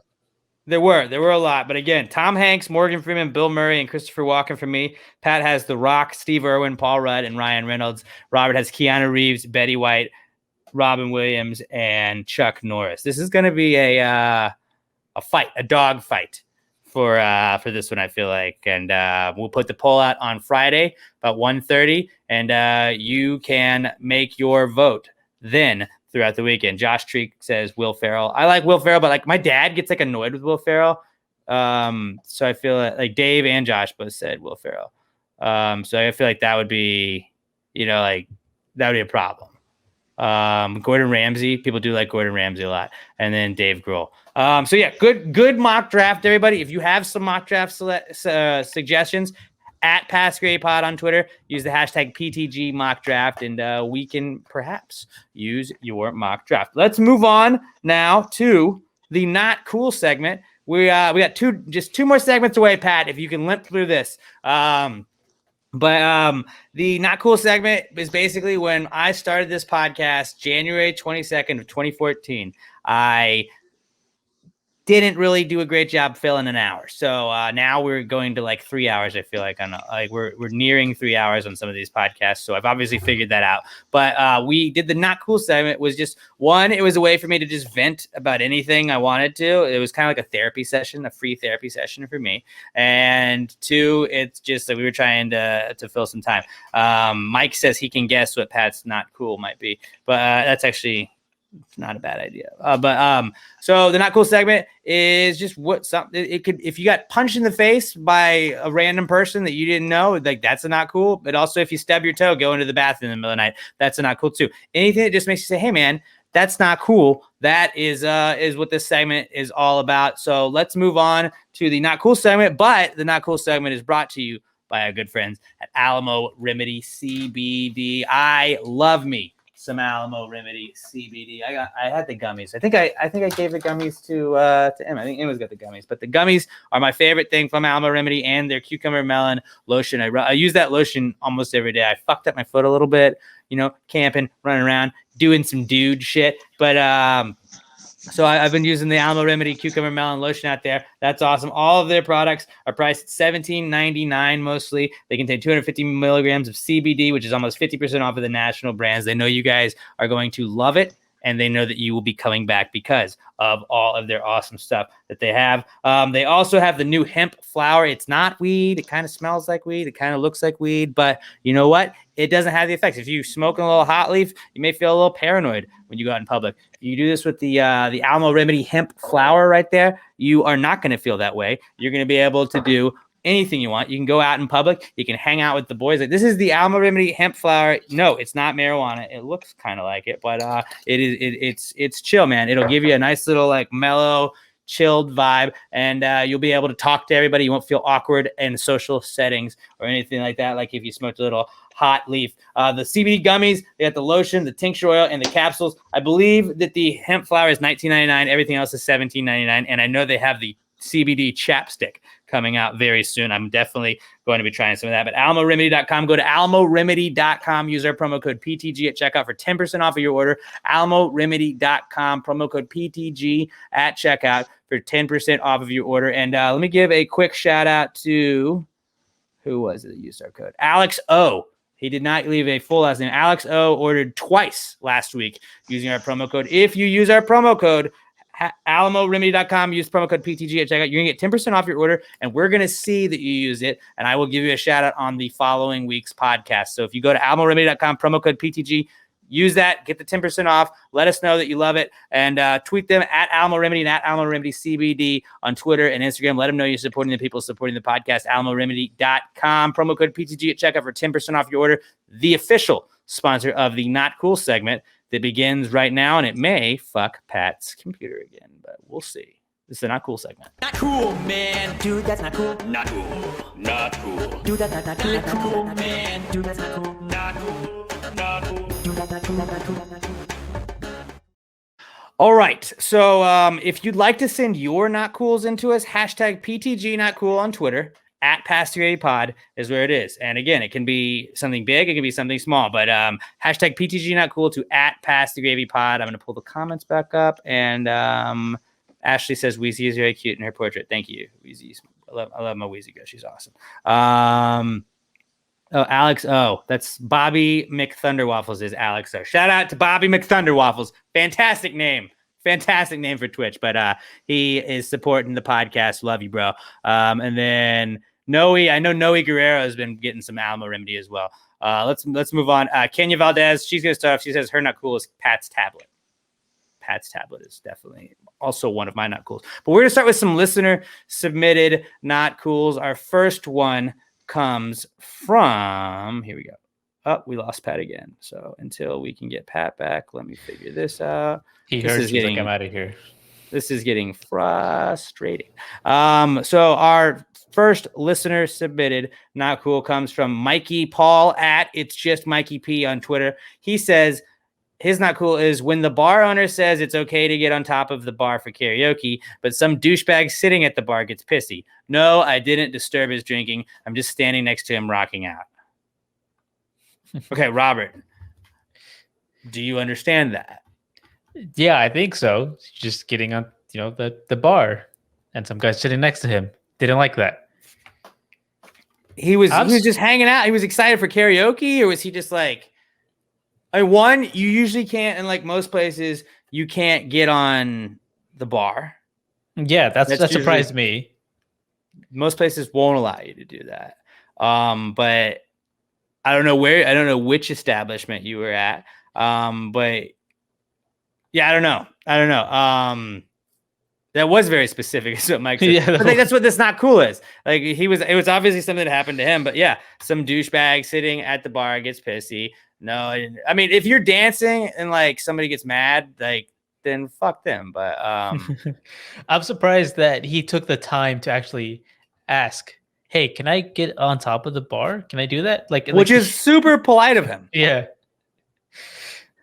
I mean, Maybe yeah, if have you're something to rocking out, whimper. dude, you should be allowed to rock out, but like, I don't know, man. I feel like that's a kind of like an unwritten rule. Like, you don't get on the bar unless you like work at the bar or it's like Yeah. one of those type of bars, which it may have been. You're with the guy sitting, says Jason Escobedo. Yeah, no, I mean, like, again, like, there's nothing that, like, I used to be that guy that was like, if you went to a concert and somebody was dancing next to you all the time, like, what the fuck is this dude doing? But like, it's like, yeah, he also paid money to go to the concert. He's allowed to dance as long as he's not fucking my day up. Like, that's fine. I don't think Pat would have liked this guy, the guy that got on top of the bar, because he was like, he said earlier, I don't want anyone too happy around me because then they'll talk to me, they bother me. So I don't think he'd like a guy in the bar because, like, I'm just trying to enjoy a drink here. I don't want to see you dancing like right here, like eye level. Right. I feel like this is one of those situations where, like, when we do our not cool, we explain it perfectly. So, like, if there's any follow-ups, like, we get to do that. And I don't think that Mikey has the opportunity to, like, give us the follow-up right here. Remind me when Pat comes back to bring this back up to him. We'll circle back to it, and we'll see his thoughts on this. But I would definitely like to hear what Pat has to say about all of this. Then our podcast son, Skylar Lester, at OMG at Skylar on Twitter, he says, it's not cool that there's a thunderstorm on a work day. I'm already lazy enough as it is at my job. I don't need a relaxing thunderstorm to further complicate things. Fair enough. Like, that's a good one. Does rain relax you? I don't think so. I always get like anxious with rain. It's like, fuck. Now it's like I got to worry about driving. It's Yeah. all this shit. Like, and in Houston, it's like, is it gonna flood now? Like, we kind of have a history of that. So I don't know. Pat should just use his phone at this point. He may have to, honestly. Yeah, his what did he upgrade from, like, iPhone 4 to iPhone 8 when they're already at the 12? But he does have like a super. Bobby McThunderwaffles, Alex O wants you to do the, oh my God, it's Skylar. Do it. I'll do it in my like pew pew voice. Oh my God, it's Skylar. There we go. We got it somehow. We still got it somehow. But Pat, hopefully, will be back for answers. So there we go. But yeah, that sucks, man. When you're like already lazy and there's just one more thing that's like, yo, here's one more reason to be lazy. I guess he means like you feel like lazy on a rainy day where you don't want to go anywhere. So like, I get that part. Gen Z Zach said he's ready to fill in for Pat. We're gonna just give Pat a couple more minutes, and then he said he's rebooting his internet, so hopefully that will solve some problems. And if not, then hopefully he can use his stimulus check to get a fucking computer like everybody else on this podcast. Wow, thanks, Robert. I guess that was at your OMG at Skylar. Danielle Weston at Danny_Weston on Twitter says, her doctor referred them to a specialist for her son's speech delay, and the wait time is 12 months. What? I want to know what's up now. Does he have hearing problems? Is it something else? Doctor referred us to a specialist for my son's speech delay, and the wait time is 12 months. What? I want to know. Oh, yeah. Okay. Yeah, so it's a very serious issue. And to then just be like, oh, actually, hold on. There we go. Is he back? Are we good? Kinda. It's probably going to kick me out in a second. It does this every time. And then I'll have to reload again. Wow. Okay, well, so let's finish Danielle's. We'll go back to Mikey P's. But Danielle's doctor referred them to a specialist for her son's speech delay, and the wait time is 12 months. She wants to know what's up now. Does he have? Yeah, that does suck. It's like I feel like that's like a lot of times with like people in just like healthcare and stuff. It's like, yeah, dude, I have fucking insert whatever disease or whatever it is. I don't need to be on like a wait list. I need to be on a, hey, let's figure this out list. And it's like, when it's your kid, that obviously takes priority over everything else. And to be like, oh yeah, no big deal. It's just a 12-month wait to figure out what your problem is. Like, that's 12 months that you're not able to like fix whatever the problem is, if it is in fact a problem, you know? So yeah, T's and P's, Danielle. We're hoping that that Parker is okay and that everything ends up being fine. And we're thinking about you. You got the Gravy Gang sending T's and P's out all over the place. But let's move back to, was it Mikey's? Yeah, it's Mikey's. Yes. No, actually. Pat. No, Go to the first one. I want you to read the first one, Pat, because we didn't get your take on it, and I want your take on Mikey P's. When the bar owner says it's okay to get on top of the bar for karaoke, but some douchebag sitting at the bar gets pissy. No, I didn't disturb his drinking. Just standing next to him, rocking out. Okay, Mikey. Technically, what you did was not wrong, but when they say it's okay to get on the bar, they mean it's okay for women to get on top of the bar, buddy. I know. There's a good chance I might have jumped up there too. Sometimes, you get a little drunk, you get a little, you feel yourself. You want to hop up on the bar and shake your dick around. You want to wiggle that dick. I get it. This isn't Coyote Ugly, all right? But not everybody just hops up on the fucking bar, dude. It should be, but that's what they're saying. When they say it's okay to hop up on the bar and dance, they're talking to the ladies, man. They're talking to the broads. You want to see broads on the bar. Right. So technically you did nothing wrong, but technically you did nothing wrong, but just let women have that. Us guys, we got enough things. We're on your side because you're part of the Gravy Gang, Mikey. That's why we love you. And we're not saying this as a place of judgment. We're saying this from a place of love because we love you and we want to just make sure that everything's fine here. This is a love podcast, all right? Positive vibes only unless they're not positive, and then they don't. But we think you meant well. No, I know you meant well. And here's the other thing: if you leave it to women, then eventually, just by numbers, we're going to get one of those viral tweets of women versus elevated surfaces where somebody's dancing on the bar and then they fall off and bust their ass. And it's always funny. Yeah. I feel like college football season being so corona'd this year really took away from a lot of tailgate videos that we could have seen. Yes. And a lot of those tailgate videos, the girls on the table where they just fall in the high heels, and you're like, okay, I hope she's okay, but that was hilarious. There's only 2 times a guy should get up on top of the bar. One is a Roadhouse style bar fight where you pick a guy up and slam him onto the bar and then drag him through everybody's drink. Because that. God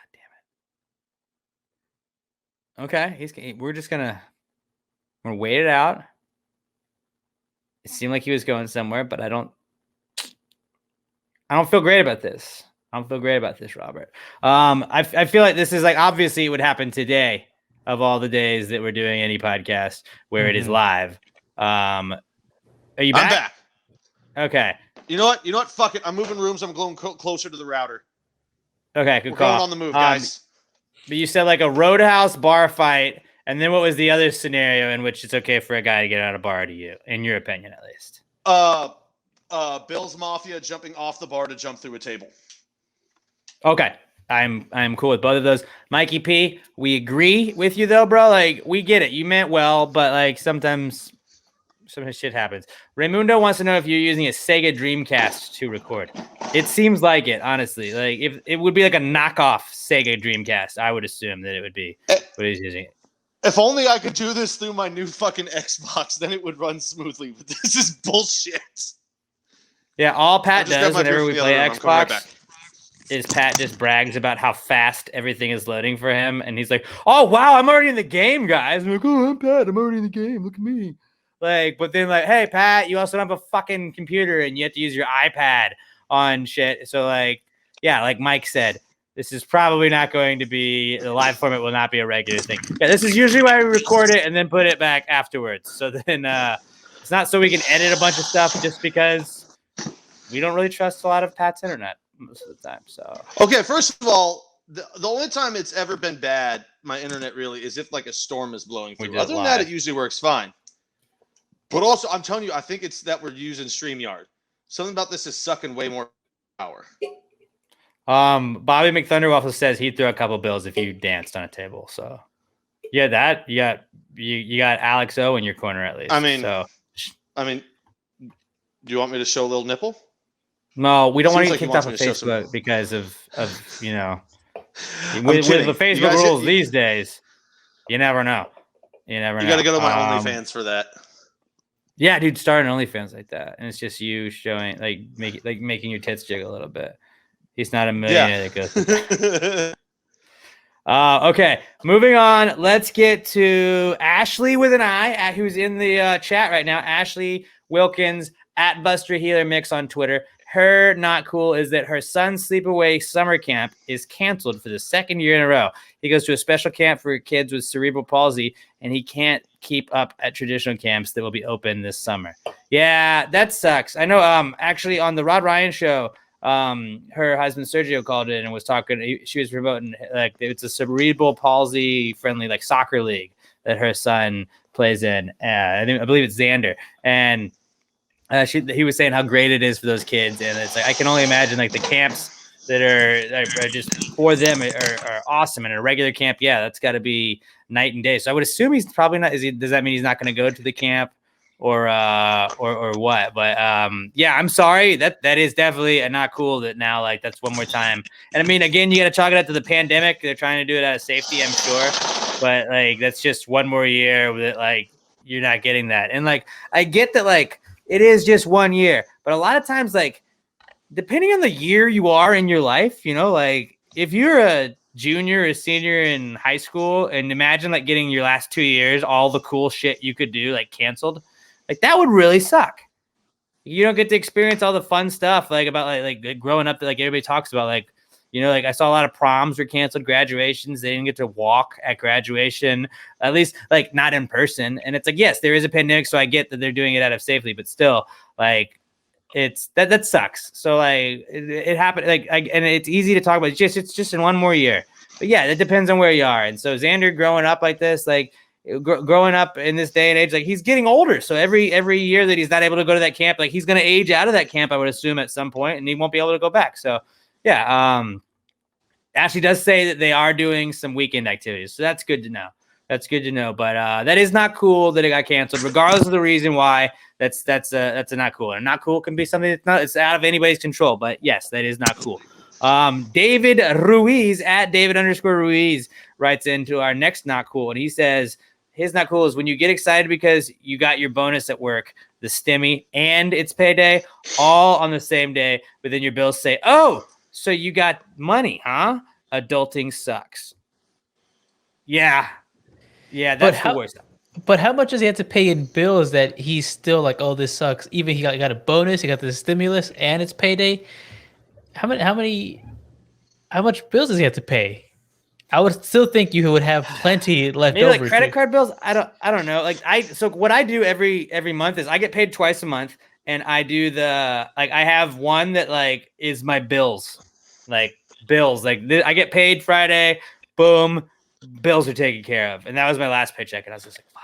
And it's always like it's cool to look at your account for like 5 minutes, and you're like, nice.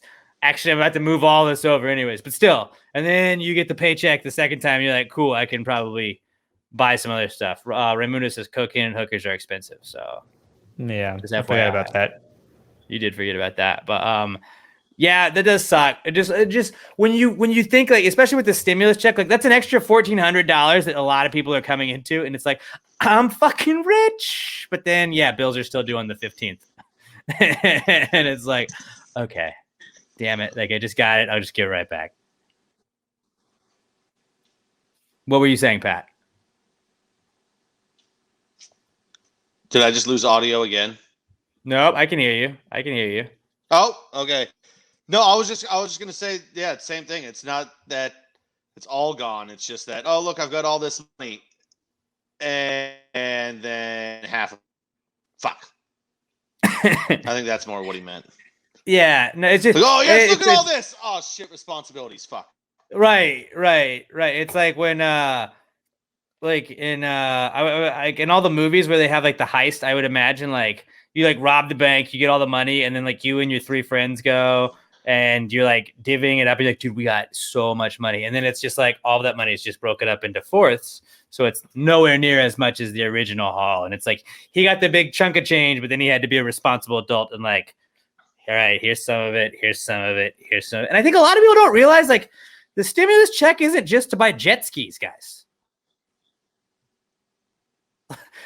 Like the stimulus check is like literally to stimulate the economy and like help people that weren't able to pay bills be able to pay those bills. So like, yeah, some of us are very fortunate that like you can use it to make hopefully Pat is fortunate enough to where he can buy a computer with it. But like not everybody is that fortunate. Like you got to pay rent a lot of times. And like $1,400 seems like a lot Yeah, if no, it's dude. on top of everything else. But then if it goes to rent and that's all your rent, like that's most of a lot of people's rent. So Yeah, dude. No, I mean, I got I've got like bills and shit. So no.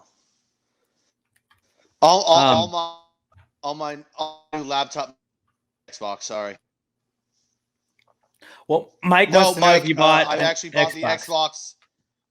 No, I bought the Xbox with that $600 stimmy that we got in January. You should have just This said with new gambling stimmy is money. just going towards other shit. I feel like No, when I use I'm gambling not a money very to good buy shit, gambler. it doesn't count. Like gambling money is like, it's just free. That doesn't count. I didn't buy that. That was just the casino bought that for me.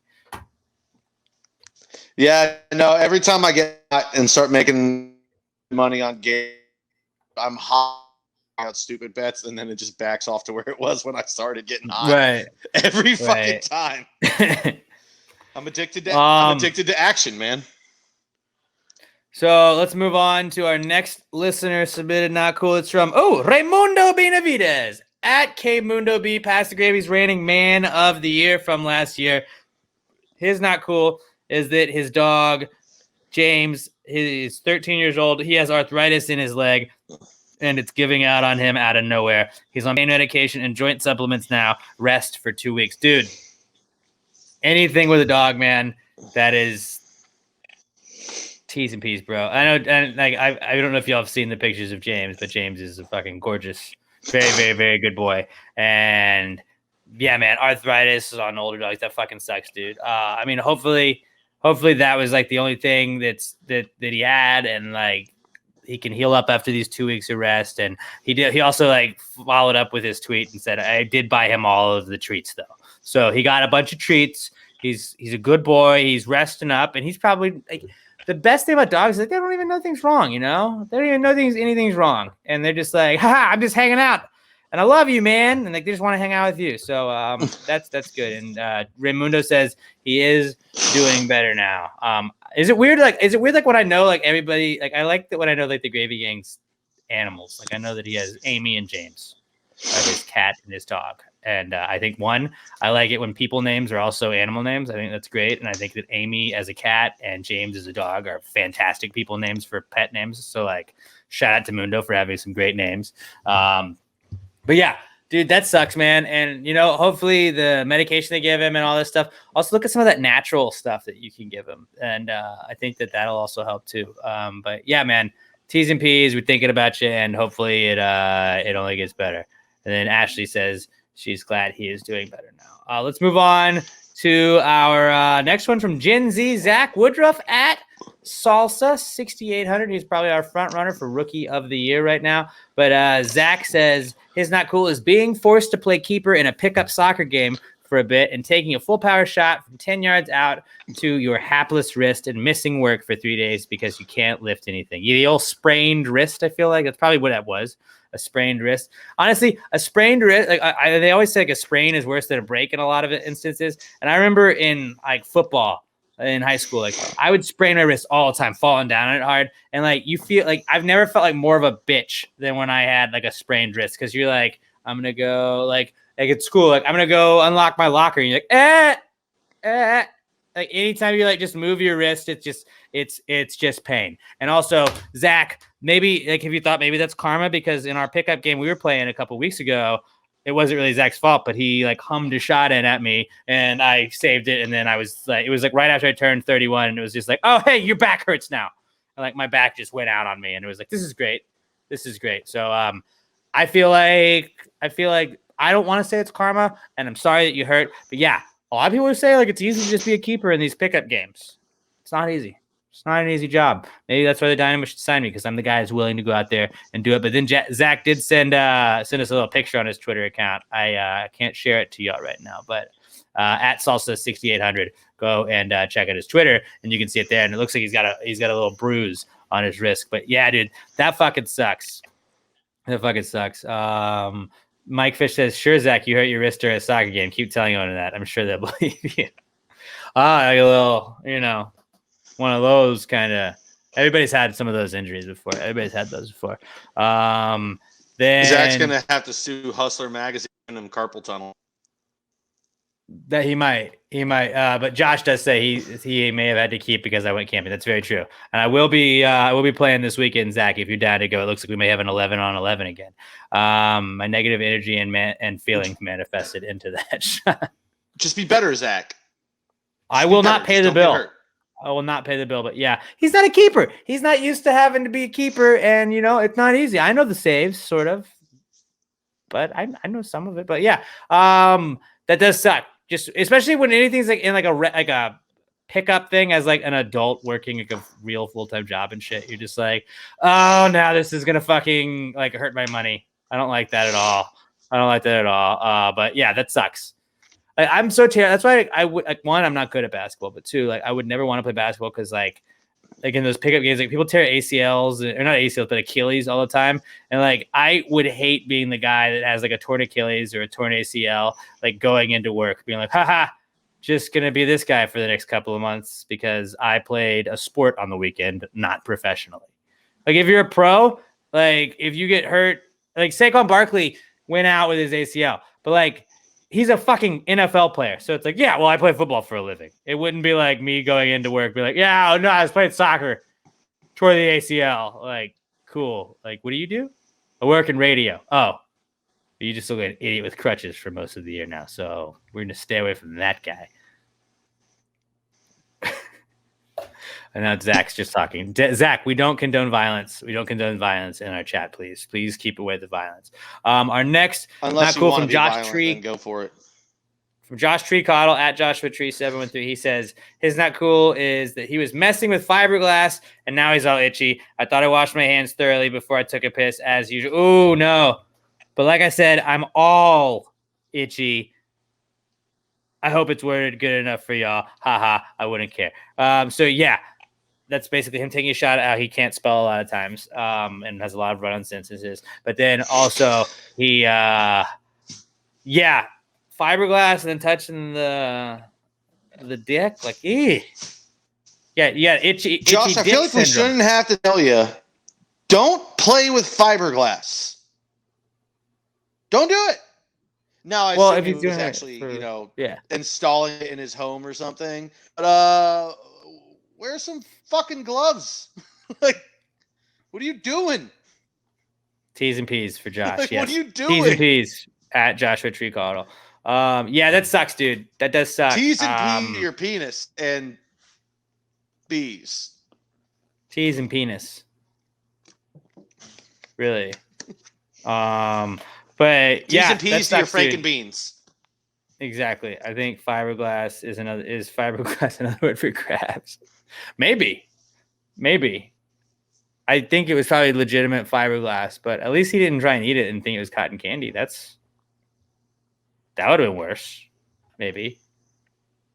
But yeah, nobody wants itchy dick from fiberglass. That sucks. So T's and P's, Josh Tree. That is definitely not cool. And then our final listener submitted not cool is from our buddy Noe Guerrero, who got Twitter just to submit his not cools at HTXNoe2 on Twitter. And he says, not having any Southern Star at a fine dining establishment is his not cool. And then he said, check, please.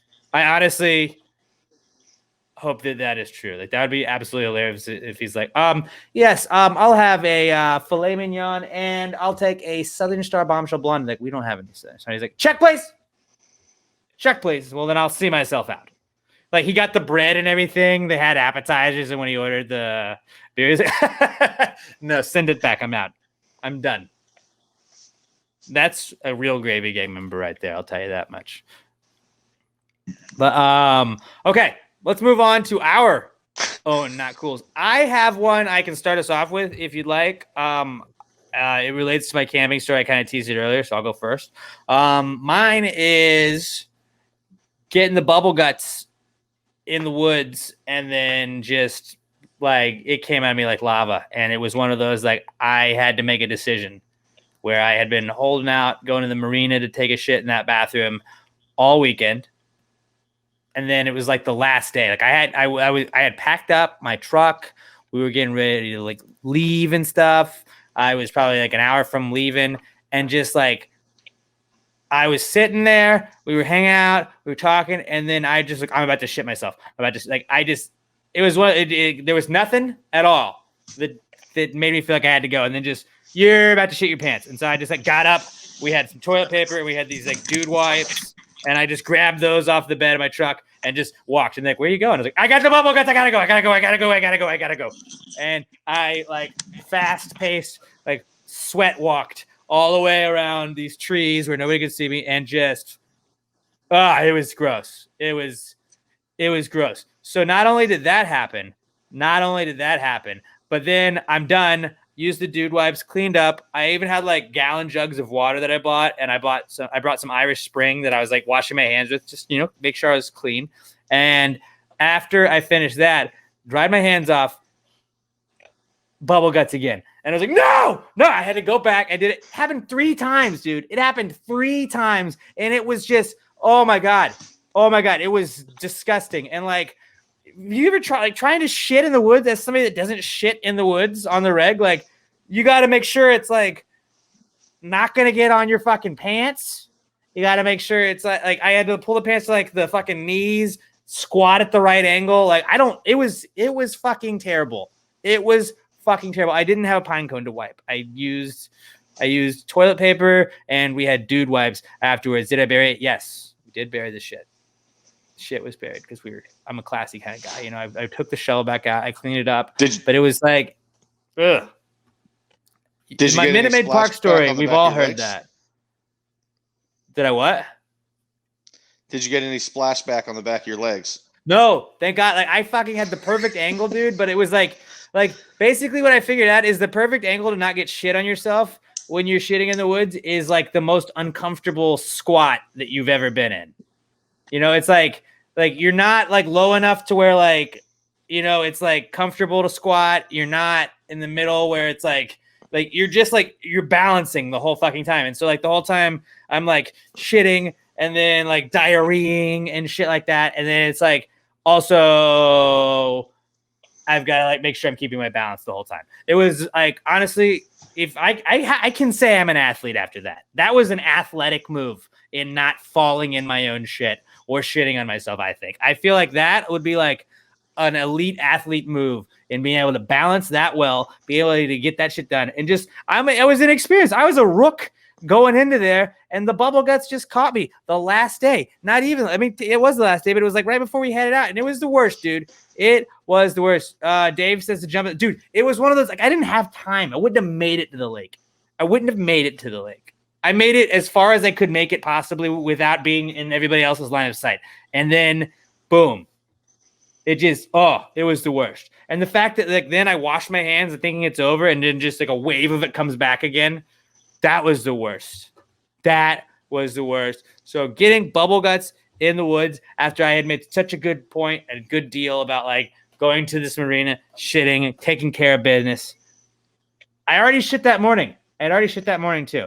At the marina, I was comfortable. I was like, I'm good to drive home. No, but like, I guess spin zone is like, it could have happened when I was in the car, which would have been the worst.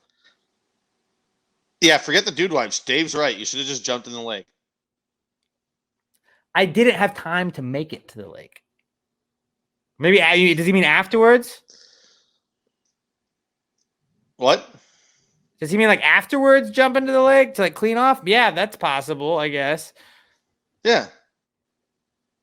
Ashley has a book about pooping in the woods. I might have to borrow that book from you, so I'll figure it out. But like, I would say that I did a pretty great job in most of the things, but like, I don't know what it was. I don't know like what, if it was something we ate or whatever it was, but then like, it just had the bubble guts, and it was just, like I have shit in my pants one time.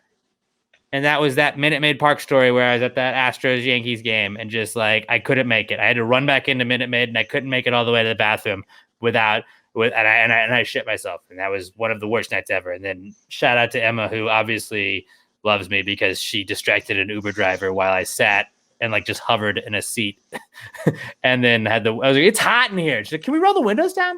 Let's roll the windows down. Keep this away. But yeah, dude, that was not fun. And getting bubble guts in the middle of the woods, definitely my not cool for the week.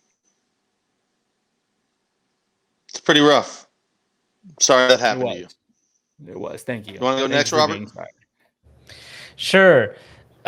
So I think on Monday, some sales women came over. My mom bought some like dishes from them, and like they're supposed to be like non-stick and whatever. What if he was talking about saleswomen? He meant hookers. That would have been hilarious. So she bought these dishes from them. They're supposed to be I non-stick. mean, They are saleswomen. hookers are sales, and if they could sell those non-stick, that'd be very impressive. That's a good point right there. Yeah, they're very good point. But they kept sticking. So she like called them and like, hey, why are they not working as advertised? And they're like, oh, we can come over Monday and show you, and like we'll even bring like a gift for you too. And my mom, like in hindsight afterwards, she's like, and like an idiot, I said yes. And so they come over on Monday, and they try to sell her some like water filter thing. And I'm in like my room, not paying too much attention. They go on for a while. And then I start paying attention when they're like, all we need is your ID so we can charge your account. I'm like, wait a minute. I didn't hear my mom agree to buy anything. And then I hear her say, I didn't agree to buy anything. Like, oh, I don't want to buy anything right now. Like, it's like, okay, but what if we can get you this really great deal? And she's like, no, I don't thank you. I don't want to buy anything. I had to talk to my husband about it.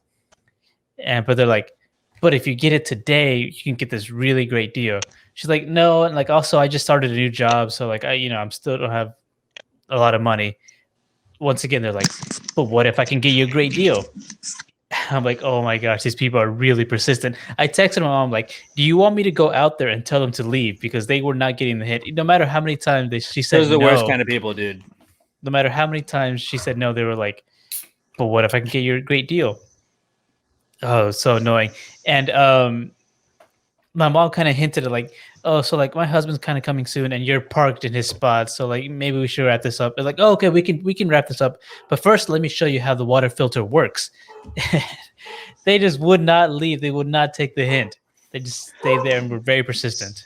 Is it weird? Like, does that not feel like if like it had to feel like a scam anyways in this situation? But like, it's 2021. Also, we're in the middle of a pandemic, so going door to door selling water filters already feels like a front to me. And then to just like, it's like also big pyramid schemey, fronty, and then like who's been like, you know what? I was just sitting on my couch and these wonderful people came over and now I have the best water filters. Exactly. Like I can't tell you anybody that I've ever met that's had that happen to them. So like, yeah, this is fucking scammy. And I'm glad that you were like, no, we're not doing this. I'm glad your mom was just like, just go. We're done with this. And then right as they were leaving, they were like, oh, can we get some of your friends' phone numbers so maybe like we can contact them? And mom's like, no, like I said, I just started a new job. I don't really know them. She's like, I don't have friends. Come on.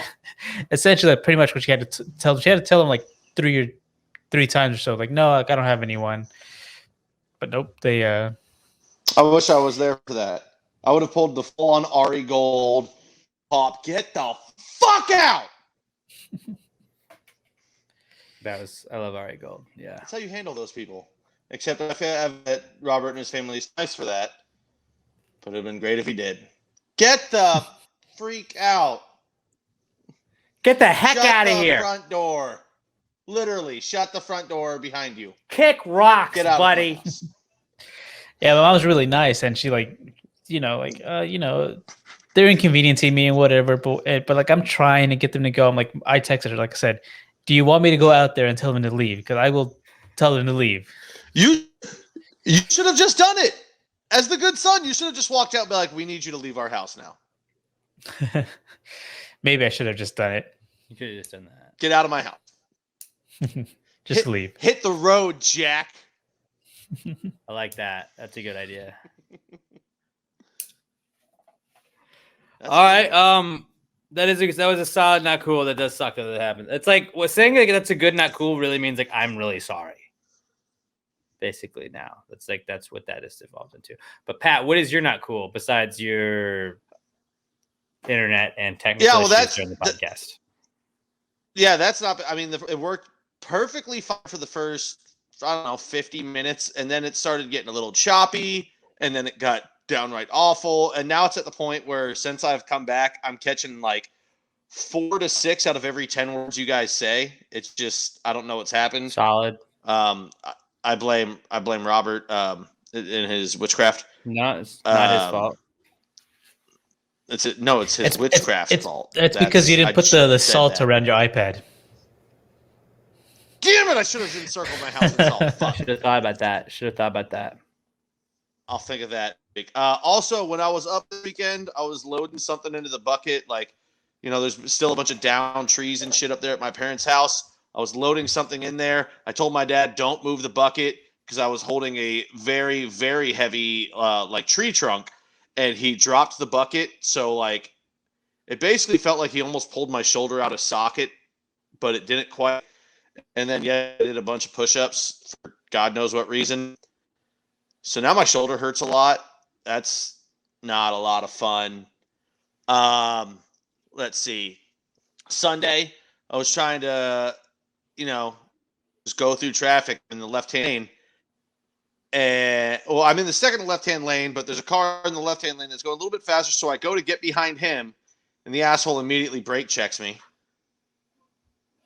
So that filled me with the rage of 1,000 murderers. Yeah, just fucking brake checked me.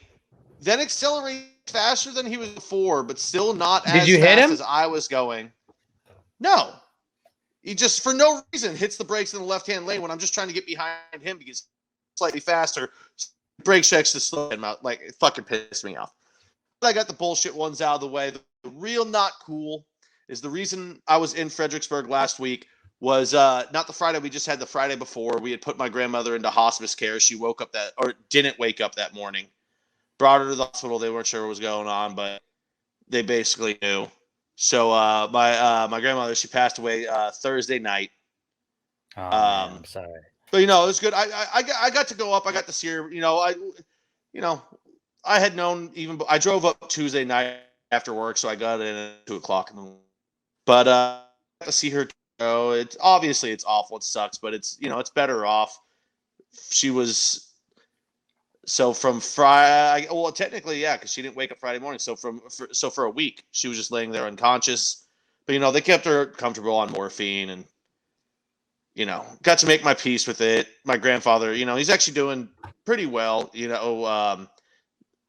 He actually got moved in the facility. She was in the quarantine, but they spent 8 days together before that happened. So thank you, Dave. It sucks, but such life. She was 93 years old. Lived a good long life. She's up in heaven right now, and her and my great grandmother are probably trying to see who can out cheat each other in cards because that's all they ever did. So, we didn't really talk about it. We didn't talk about it last week on the podcast, but that was why you were up in Fredericksburg. Yeah, it's not our place to talk about that, but yeah. Well, I didn't want to bring it up till anything was official. So yeah, that sucked. So then I drove home Sunday morning because I had to be at work Sunday night. I get home. I'm home for like maybe half an hour, and my brother calls me and goes, yeah, so I'm pretty sure one of the dogs' name is Quinn. He goes, I'm pretty sure Quinn's dead.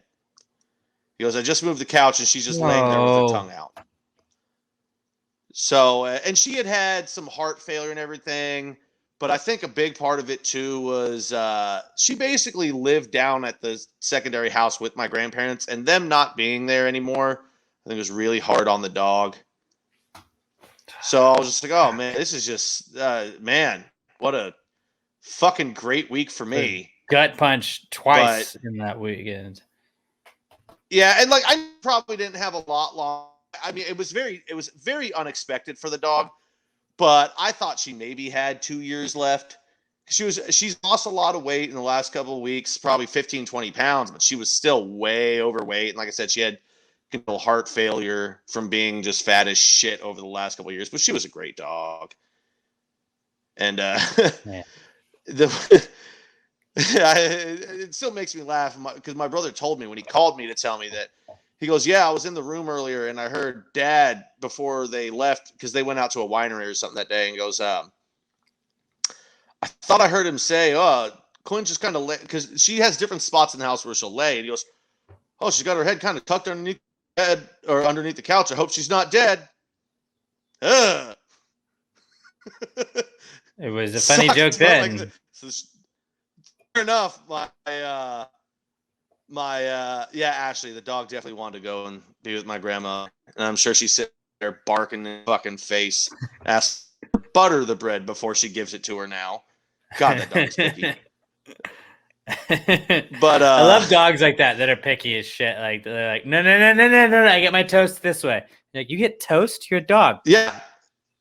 My grandmother would literally like try and give it to her, and she would sniff it and then just stare at you and bark at you. And she had a high pitch. She was a big dog. She could bark low, but she would bark high when she wanted to get attention. And she would make you butter the piece of bread before giving it to her. And you'll wonder why this dog was a fat fucking sausage casing. Yeah. Yeah, my parents' dog actually- Scarlet used to eat sushi with them. Like, they would get sushi on like that mirror, and then they would give her like stuff that dogs should have. But then like she started getting picky, and she wouldn't eat some of that shit. And it was just like, you're a dog that is turning down sushi? Like, what? Like, okay, bougie ass motherfucker. Dog privilege. Right? But this was the first dog that ever actually just died on us. We've always been able to be like, you know what? They're getting there. It looks like they're starting to suffer. Let's take them to the vet. This is the first one that ever actually died. But on the lighter side of it, I thought it would actually take a little bit longer. My dad, he loves animals. He's always loved dogs. And we've always had like two at the same time to pair it. So now we were just left with one.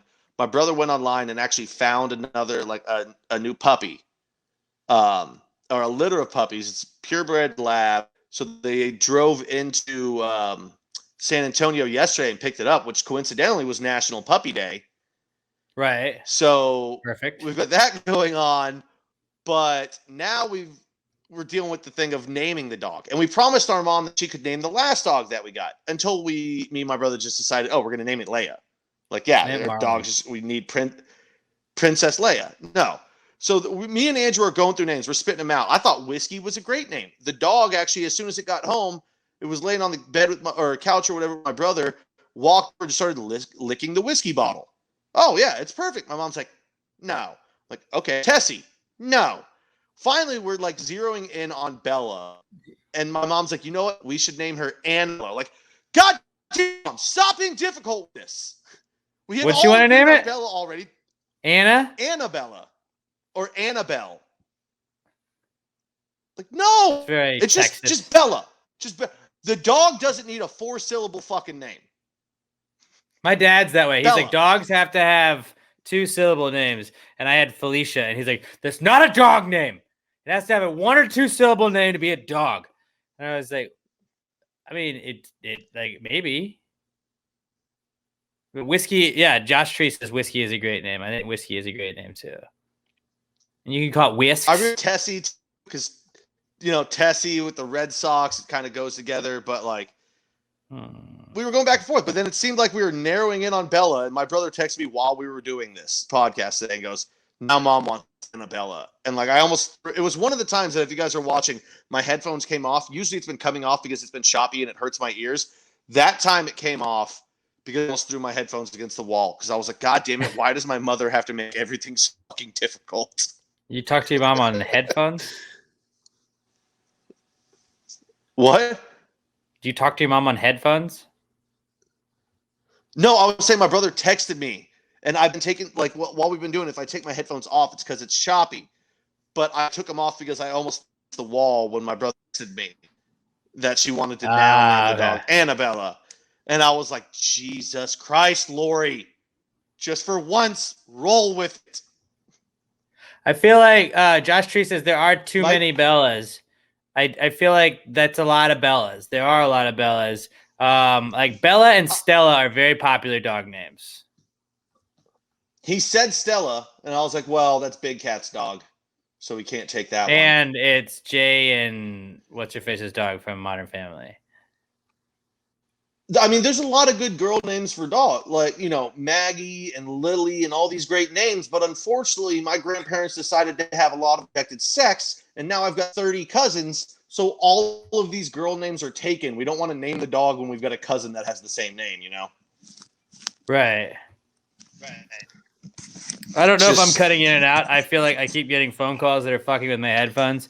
Everybody and their brother is fucking calling me right now. And it's like, this is the one time it's obvious that I am on doing shit. Like, you can see it anywhere that I'm on that right now. I think you're okay. Everything is stemming from my problems. Right. But yeah, so that's all Stephanie I got. says name it Garthok. I don't know what that means. Is that like a superhero reference? I have no idea. That's it. Well, you smiled. You smiled at it, and I was I like, just think it's funny. I think Garthok would be good. I think you need to name the dog Marlin. That'd be a cool name. Conehead. Oh, okay. Yeah, it's been a minute since I saw Coneheads. It's been a minute. They're calling to tell you you're doing great, sweetie. Yeah, Alex's parents, that's what they're calling. Thanks, Mom. No, it's not my mom calling me. My mom knows we podcast on Wednesdays. But let's move on. Yeah, again, dude, T's and P's, Pat, man. I'm really sorry, dude. That's a fucking hell of a week you've had to go through as of late. And then, I mean, even with the internet, that's just added stress to all of that. But yeah, we're all the gravy gang's on your side, dude. We're thinking about you, and you're gonna be darling like a marlin in no time. All right, darling like a marlin in no time. I know you love that phrase. Okay, yeah, I'm gonna drink myself to sleep thinking about it. Exactly. Let's move on to the answers segment now, guys. If you are new to the podcast, if you hopped on the Rod Ryan Show's Facebook Live and you're like, what is Alex doing this time, idiot? What is this idiot doing now? Well, every week we do a segment where we get people to submit questions to us. Now, when I was in Miss Winter's third grade class at Farr Elementary in Atlanta, Georgia, I was told by her, there is no such thing as a stupid question. And I don't remember what my question was. Just stupid people. I remember that wasn't what she said. But I remember I raised my hand and I was ooh, ooh, ooh. And I asked whatever I thought was originally a dumb question. And I got laughed at. And I was like, what the fuck? And so I vowed at that time, never again, when I'm in charge one day, I will not let people feel like their questions are stupid. So I was never actually put in charge, but I did start a podcast. So if so facto, I put myself in charge. Like, I wasn't ever appointed in charge of anything ever in my life, but I put myself in charge when I started my own thing. So therefore, I was in charge at a certain point. So like right now, I'm running our broadcast right now. I am running the broadcast. I am in charge of this. So there is no such thing as a stupid question. Submit them to us at Pass Gravy Podcast or at Pass Gravy Pod on Twitter. Hashtag PTG Answers at Pass Gravy Pod on Twitter. I am at Alex J. Middleton. Pat's at Not Pat D. And Robert is at Robert Barbosa 03. Use the hashtag PTG Answers at Pass the Gravy Pod. And you can submit any question you have for us on the answer segment. It's brought to you by our good friends at Little M Air Fresheners, the best air fresheners on the planet. If you're one of those little baby back bitches driving around right now with a yellow or green or blue or red or black little like stupid fucking tree hanging from your rearview mirror, what are you doing? What are you doing? You know, they chop down lots of trees to make those little mini trees. So like they may seem like you're carrying a tree with you. It's actually killing trees. You know what Little Air Fresheners doesn't do? Is chop down a ton of trees. We actually plant trees every time somebody buys that. And by planting trees, I mean they throw out bird seed and eventually something should grow into some sort of weed or something, which is basically like planting a tree. And Little Air Fresheners smell a bunch better. Best smelling air fresheners in the entire world. And they don't like try and be something that they're not. Like, you're not a tree. You're not a tree. Quit trying to pretend you're a tree when in fact you are a tree murderer. Little trees or whatever it is. Little M doesn't pretend to be anything that they're not. The best air fresheners in the world is exactly what they are. My little hack is I like to put a Little M air freshener in the bottom of my trash can before I put the bag over it. So then you got some smelly chicken or whatever you're pulling from the night before. Guess what? Get a nice little whiff of the fresh to death scent from Little M air fresheners, the best air fresheners in the entire world. Go to littleemshop.com, Little M shop, littleemshop.com. Get the best air fresheners on the planet. Little M tweets and at Little M shop on Instagram and on Twitter. Let them know you're supporting the people supporting the podcast. The best air fresheners in the world, Little M shop. Who doesn't love a good air freshener? I know that I do. Little M air fresheners, the best air fresheners on the planet. Go and check them out. littleemshop.com for the best air fresheners in the world. This, guys, is the answers segment. Well, if you just answered the question, why don't you just answer the question? Be honest, no big deal. Yeah, answer the question. Don't change the subject, just answer the fucking question.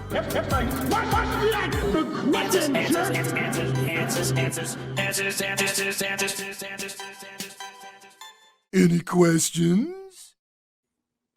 All right. Shout out to David S. Pumpkins, also the maybe the most likable man of all time. Kenya does say Little M air freshener smell great. She gets it. And then Josh says don't chop trees. So you guys get it. But let's start with the answers segment. It's our podcast son that we have raised via this podcast, Skylar Lester, at OMG at Skylar. Oh my God, it's Skylar! There we go. I know Alex O was waiting for you to do that. He tried to make Robert do it when you were disconnected, but what Robert did the oh my gosh, it's Skylar. He did that. So here we go. Skylar says, why do humans think that they're God's greatest creation when tortoises can easily live 150 years and have built-in armor? That is honestly like my eyes were opened to that when you pointed this out. That was fucking great. Yeah. I mean, and if you think about it, tortoises don't really do a ton. So they're mostly just chilling their whole life. And we have created turtle soup. Right, which means we're like the worst. We ruined God's greatest creation, I think. I mean, we all know dogs are God's greatest creation. Dogs, NFL ticket, and Chili's. Boobs. 1, 2, 3. Alcohol would be top 4 as well. Yeah, I mean, boobs are pretty great. That might be number 1. Todd Voss says most people aren't defeated by a fucking straw. Okay, solid point. Although I think that's big ocean trying to just put the blame on straws and say that it's killing the turtles. I really think that like turtles had a cocaine problem, and that's why the straws became the issue. They were snorting cocaine off each other's backs. It's a perfect atmosphere for that. I don't know. Have you ever seen a video of a turtle coming? Oh, where it's just like forever and they're super loud. Robert, you try it. You try it, Robert. Make your best turtle. You guys sound like Linda from Bob's Burgers. Bobby! We're gonna see some turtles. Turtles are gonna love us. We're gonna see some turtles. I mean, I know. My point of saying that is, I know turtles live in water, tortoises live on land. You're right. I'm an idiot. I don't know. I don't know, man. I think they have built-in armor, but like also they're slow and they can get stepped on, and like people have to move them from the street because they think that walking in the street's cool sometimes. But yeah, I mean, tortoises aren't that great. They're cool, but they like, don't get on Twitter and just bitch about absolutely nothing. Being a tortoise would be. They're not even cool. top 10 of God's creations. They're not even top 10. Disagree. They're up there. I think what our podcast son said is he's making a lot of sense. And Angel says that turtles drink Southern Star. So good to know. Who would win in a fight, turtles or tortoises? I mean, depends on where the fight is. Tortoises. Tortoise would win. They're much Tortoises bigger. are bigger. If it's on land, a tortoise wins, but I think in water, a turtle wins. Well, the tortoise wouldn't get in the water. True. So yeah, They're tortoise. smarter. Yeah. Tortoise. Plus, they're 150. They get the What about like knowledge an to get alligator in that water. snapping? Like that's like a turtle doesn't sound like a scary name, but like an alligator snapping turtle sounds like a terrifying name. Like you snap at alligators, okay, I don't want to fuck with that guy. Actually, now that you say that, I think God's greatest creation is like the alligator or crocodile. The thing hasn't evolved for Nah. 150 million. The thing hasn't needed to evolve for 150 million years. It is the most apex predator, perfect killing machine. It invented the University of Florida. Gatorade. Well, if we're going that way crocodile, of like what Hunter he wouldn't have invented been us. where he was without it. No, if we're going with anything that humans have invented, he gets credit because he invented us. Then it's air conditioning, hands down, is the greatest invention of all time. But NFL we're Sunday talking ticket. about NFL Sunday ticket and Chili's. AC. But And anyway, NFL yeah, Sunday I'm going game with. Chili's. I want it to be dogs, but technically alligators and crocodiles are his greatest creation because they have not had to change dude. once. Humans are definitely not God's greatest creation. Well, I think we can agree on that. It's dogs. It's definitely some sort of animal. Everything eventually evolves from or evolves to be a crab, something like that. Yeah, okay. I don't think that scientific evidence is behind that. I think Zach just realizes I'm gonna add whatever he's tweeted out to us to the stream. So that's what he's doing right now. He knows he's just gonna get posted. I see what you're doing there. You hacked the system, Zach. Our next answers question comes from, ironically enough, Gen Z Zach Woodruff at Salsa6800 on Twitter. He says, stairs. Acoustic escalators? This is the most Mitch Hedberg question of all time. Are stairs acoustic escalators? Yeah, I mean, yes. I think so. Like Mitch Hedberg would be proud of it. Like if you thought of this on your own, Zach, that's awesome. Because it was If you just like, found oh, it somewhere on the internet, that's still awesome. But an escalator never lets you down because I'm sorry for we're temporary. It was this joke I'm sorry, we're temporarily stairs. Sorry for the convenience. God, I miss Mitch. Yeah, dude. But Rod Ryan and I always talk about how Mitch Hedberg was built for Twitter. He would have been the best Twitter comedian ever because all of his jokes were one-line jokes. He would have fucking murdered Twitter. Twitter was made by a Mitch Hedberg fan, I'm convinced. Jack was probably a huge Mitch Hedberg guy. I mean, everybody's a big Hedberg guy. He's one of my but top yes, 4 or 5 all time.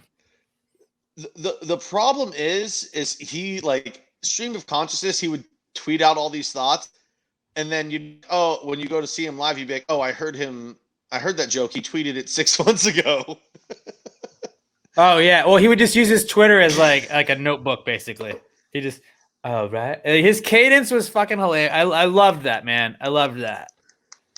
He had such a great cadence. He had the cadence better than somebody a Red Fox. He had a better cadence than Red Fox with that, where he's like, screen doors are cool when you want to be open, but not for mosquitoes. And it was just the pauses he would take in his sentences were just that made everything that much funnier. And I think a lot of comedy is just from a weird comedy nerd perspective, it's just what you when you drop it, when you realize okay, I'm taking them on this and then I'll switch. I don't know. His timing, his pausing, all of that stuff I thought was so good. So yeah, dude, R.I.P. Mitch Hedberg. But yes, stairs are definitely acoustic escalators. Sorry, dude. 100%. Jizz all over. I go talk about Mitch Hedberg, but yes, stairs are acoustic escalators. Escalators. What would be an acoustic elevator? That's what I want to know. Fire pole. Yep. Fair. The fireman's pole. Or the like ropes in like gym class. A what? Like ropes in gym class where you had to like climb up the ropes. Oh, like a gym class rope. That's a much better one. That's That's Usually you don't another exit out the acoustic top of elevator. You Yeah, still got to go back. that's Yeah, definitely- it's the gym rope. Yes. exactly. All right. Let's like what is All Abby right. saying? I never learned my AABBCCs. God damn it. Those crazy straws. Not those crazy straws. Those are crazy straws. They don't go straight up. A pulley system of some sort. A ladder is an acoustic elevator. Yeah, fuck, dude. A ladder is 100% an acoustic escalator or elevator. Fuck, I keep getting those two. I can't say them both. I've been drinking also for the podcast. Why would escalators go under the boomerang category? Let's open that up for Oh, a discussion. Now, ladder. Yeah. if you're new to this, anything in the world is a boomerang. Anything in the world is also a ladle as long as you put a handle on it. You put a handle on anything in the world, it becomes a ladle. Whether or not it's a good ladle, that's up for debate. But also, anything you throw is immediately a boomerang. Whether or not it's a good boomerang or not depends on whether or not it comes back to you. So I would say that an escalator would go under the boomerang category. It is 100% a boomerang, right? I mean, yeah, because I It throw keeps- escalators all the time. Well, but like a boomerang keeps coming back to you. The escalator is the same escalator, just as like. We've had this discussion before. It's the keyword throw. Well, I mean, technically, electricity throws it. Boomerangs don't go straight back and forward. Also, they have to loop. Hula hoops, body boomerangs? Yes, absolutely. Hula hoops, yes. You just throw it around your body to get it going. It's a If you stationary. get on a boomerang. ladder, do you yourself become a boomerang? No. No, because you're I not mean, looping. you are physically thrusting yourself up the ladder, so you're also thrusting yourself back down. So yeah, I think it would. Look, guys, the haters. No, because like I said, it's The haters, I won't name them, but they rhyme with schmat and boomerangs. bobber, and they are haters. Pat's Boomerangs, internet's a metaphorical boomerang. A to B to A. They do not stay in a straight line. Boomerangs go in an arcing fashion. They cannot just go straight forward and straight back. It's not how they work. You don't know that. You think you know I boomerang? do. I actually do know that. You think you know boomerang? Have you ever owned a boomerang? Because I have. Two boomerangs. I had an orange one and I had a wood one somebody gave me. I don't know where either of them I'll are. give you a wood. We don't say that. Eh, There's nothing wrong with that. Emma probably threw them away. Oh them away. yeah, that's very. She's like, we're not gonna let him get started on this. All right, let's move on to our next question. Good question, Zach at Salsa 1600. But our next question's from Kenya Valdez at Kenyatta Mandata on Twitter. I hope we're pronouncing that correctly. But Kenya says, if some kid is kidnapped, can the parents still claim him as a dependent? How would their stimmy be impacted? I love this question. Like, all right. Well, we had a kid. He was kidnapped. Can we still does he depend on us? Technically, no, not right now. Not right now. But he did at one point this year. I would say the majority of this year he has. Also, we'd like 1,400 for him as well. The kidnapper is definitely not getting the 1,400. You can't claim that. I kidnapped a kid. He's my kid. You can't do that. How long does a kid have to be missing before you can't claim them as a dependent anymore? That's what is the legal time to where you have to assume somebody's dead if they've been missing that long? I did my mom's taxes earlier this year, and she claims my brother as a dependent. And there is a question has this dependent lived in your home for 6 months of the year or something like that? And there's a option underneath oh, what if my kid was kidnapped? So there are actual answers to this. My brother wasn't kidnapped, so I didn't go through that process. But yeah, I'm sure there is some like kidnap tax thing, you know. Yeah, like, So, definitely. like, You can't that was use literally, TurboTax. like, an Yeah, option. you got to go to H&R Block to answer that question. Yes, it was an option.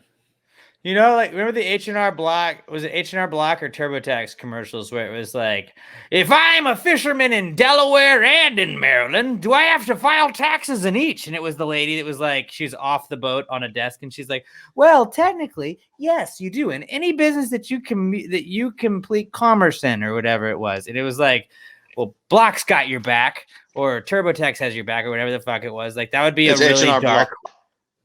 Well, that would be like a really dark version of that commercial where it's like, my son was kidnapped 7 months ago. Can I still claim him as dependent on my taxes? And they're like, no. You're like, huh, whoa, No! hey. Could the kidnapper you, claim you're the kid? dead. I don't think you could claim the kid as the kidnapper. No. The kidnapper cannot claim the kid. Then if they claim the kid suddenly, that would maybe the IRS might catch on. Like, you didn't have a kid a minute ago, or last year. Now you say you have a 16-year-old. We're gonna check up on this.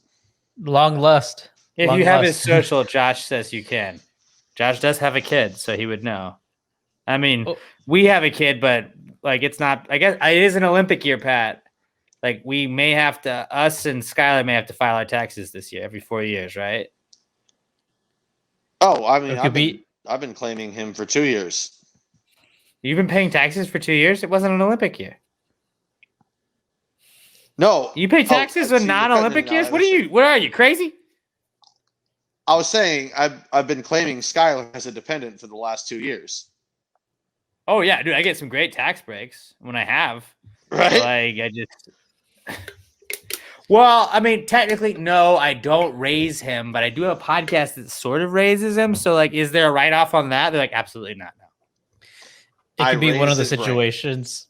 It could be one of those situations where, like, you donated sperm a long time ago, and now the kid found you. So, like, oh, now I have a dependent. So, But, like, a dependent, do you have to, like, what is the definition of a dependent? Like, you, as somebody that did your mom's taxes, I'm dumb. I have to use TurboTax. I think you have to, like, they rely on you for income, like 50% or more, something like that. Can you claim dogs? You should be able to claim dogs as dependents. See, Bobby gets it. Except it's actually Alex gets it, but I wish I could claim Wheezy. I have not. Emma claims you, though. She does. I actually depend on Emma. So, honestly, that broke my brain a little bit. Emma, he would just fucking hot pockets and cold waffles. For the rest of his He life. would forget to eat, or make spaghetti for like 3 days. I would assume you can claim him as a dependent on 1 year, but if you haven't gotten your kid back for a year, it's probably a no. I mean, I don't know a lot in life, but I do know the IRS are a bunch of fuckers.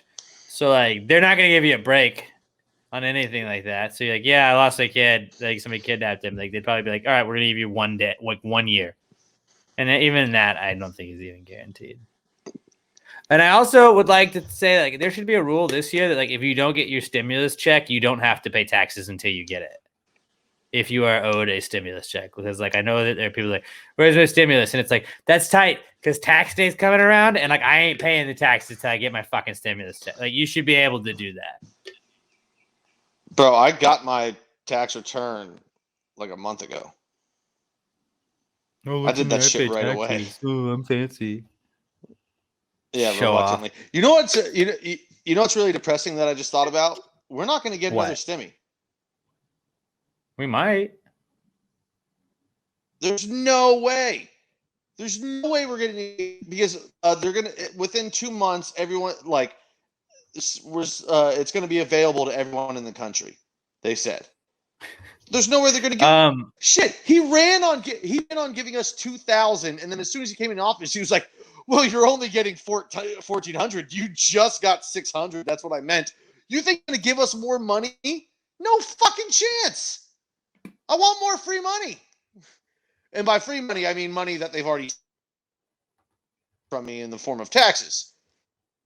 Right. Still Right. want it. Adrian says you can you write off some of your electricity and internet since you use it for work and the podcast. I actually, if I wanted to be the write-off guy, which I'm not, because I know if you do enough write-offs, then they'll dig into everything else, and I don't know how to do shit, so I'll probably get fucked for something at some point. Like I said, I pay every Olympic year. I do taxes, but You should look into that.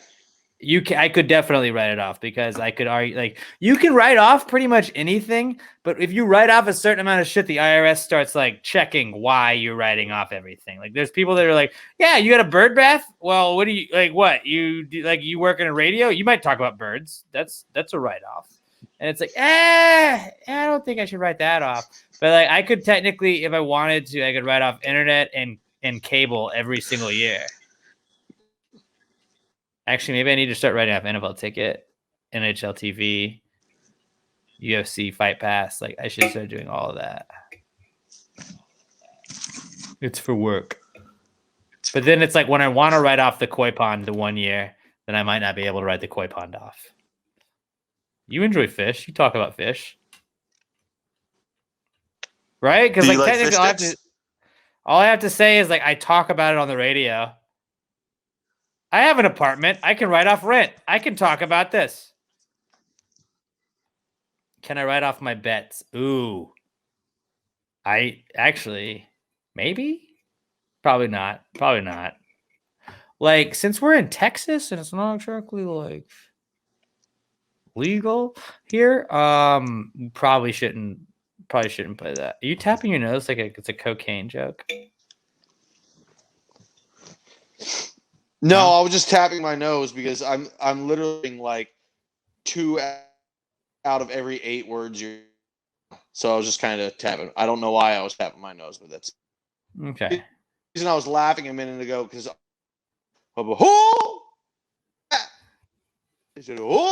every third syllable would drag out long, and then it would just pause. That's what it was making me laugh.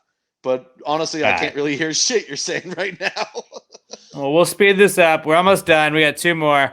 Our next answers questions from our buddy Brett Brandon at Price of his ZJ. Brett Brandon, Price of his ZJ. He says, if Satan opens up heck, which is a lighter version of hell, what kind of torture goes on there? So some minor inconvenience tortures, I feel is what it is. Yeah, this just makes me think of the good place. I know I had texted one at him, but I think you have to get stuck in an elevator. That's one of them. Every elevator you get stuck in for at least an hour. I would say static electricity is a motherfucker in heck. No matter what, anytime you touch anything or anybody, you get the static electricity shock. Gosh. You're always on the very end of your shampoo bottle. Your shampoo bottle has that much left in it. So it's you really gotta okay, it's just really gonna be the middle of my head is gonna be shampooed today. You got the little tiny little baby thing of soap that's on its last leg where it's just the little sliver. That's all you get to wash yourself with. There's only warm beer. Yeah, the beer is slightly warm. It's always hot, obviously, but not burning up hot. It's just inconveniently hot. Or in the winter, it's just cold enough to where it's drafty and you don't have a blanket. Every time you have to go to the bathroom, as you're about to go in, I walk out of it. That's a good one. No, you just get bubble guts. That actually might be hell. Constantly. That's that all might it be is. hell. It's just bubble guts in the woods constantly. Where it's you could make it if you wanted to make it. If you make it in time, yes, but it's gonna happen a lot and it's gonna be unexpected. Whenever you gotta poop, it's bubble guts every single time. You don't know. It's just you're I'm just minding my. Oh, I gotta go. You always have toilet paper. It's always that one ply industrial shit. There's only 3 squares of toilet paper left every time you take a shit, and nothing else. Yeah, That's that a would be good heck. one. You Like, you get, like, you yeah. only have enough for one wipe every time. And not even like a full wipe, not even like a good wipe. It's like just like you got to use your fingers. You got to pinch it with your 2 fingers and like get in there where it's like, I might get it on my fingers too. I think that is the kind of torture that goes on there, honestly. Yeah, absolutely. That might be the best one. Is that there's That's not a really even good one, enough Brett. for a full wipe every time you go to the bathroom. That's a really good one. I mean, I appreciate toilet paper more now than I ever have after having to shit in the woods. But my friend was a good Tyler was one. telling me on Sunday before I left, after like I was like, dude, I'm not sick. I just have like these like bubble guts, dude. I don't know what's going on. And he was like, I have shit in the woods hundreds of times in my life, and there's never been a fun one. There's never been a good Sick brag. shit in the woods. And it's like, well, because he camps a lot, but he was like, there's never been a good shit in the woods. It's always just been like a, oh God, I gotta get this out. Oh no. Like you're always like worried a little bit that like you're going to shit on yourself or something like that. So yeah. I mean, what if a bear walks up while you're mid squat? Again, terrible. So yes. Like that would be like you would only be able to shit in the woods in heck, and you would have like three little squares of single ply toilet paper as your way to wipe your ass. Our final question of the week from Danielle Weston, and she says, or it's Danielle Weston at Danny_Weston on Twitter, and she says, "Do fish snore?" Yes, that's the bubbles coming out of the gills. So, Bobby McThunder Waffles, also Alex O said that Heck would have Pat's internet signal. like you have internet, but it doesn't work. It's like the worst I'm internet, telling you guys, it's so it only not works the internet. none of the time. It's trying to run StreamYard through this shit old iPad is what it is. It doesn't have enough power to run the program. All your Cinnamon Toast Crunch has shrimp tails in it. God. I'm sorry that I didn't look at the comments until that. But I mean, we tested this 3 times, and it worked every single time we tested it. But for like 10 minutes, not a. It worked. It didn't even work for 10 minutes this time. Okay. I can't hear anything Danielle you're saying right now, by the way. Like, Right, because it's so choppy. Danielle says, "Do fish snore?" I feel like you said Zach, something about me, but I have no idea what it was. All right. Well, Danielle says, "Do fish snore?" So Pat, if you're looking, just look below on this thing. But do fish snore? That's what bubbles are. No, Alex. Right?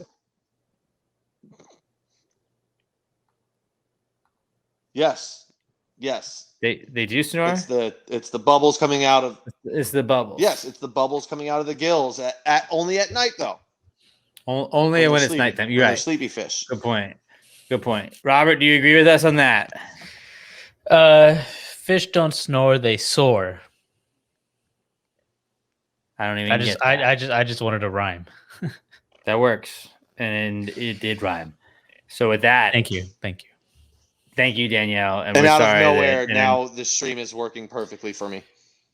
At the right, very, of course, very it works end. perfectly. It works perfectly at the very end. But yeah, I think fish snore with bubbles, and Pat said the same thing as well, but only at night. So guys, that was a rough one. I really am sorry that the 400th episode ended up being like a fucking internet clusterfuck. But like, we fucking love you, everybody that's hung out. Like, we've had at least like 20 people watching the stream live the whole time. I know that like there's been people in and out the whole time, but like, guys. January 22nd, 2014 was when I did the first ever episode of Pass the Great Podcast with Curtis Chafin.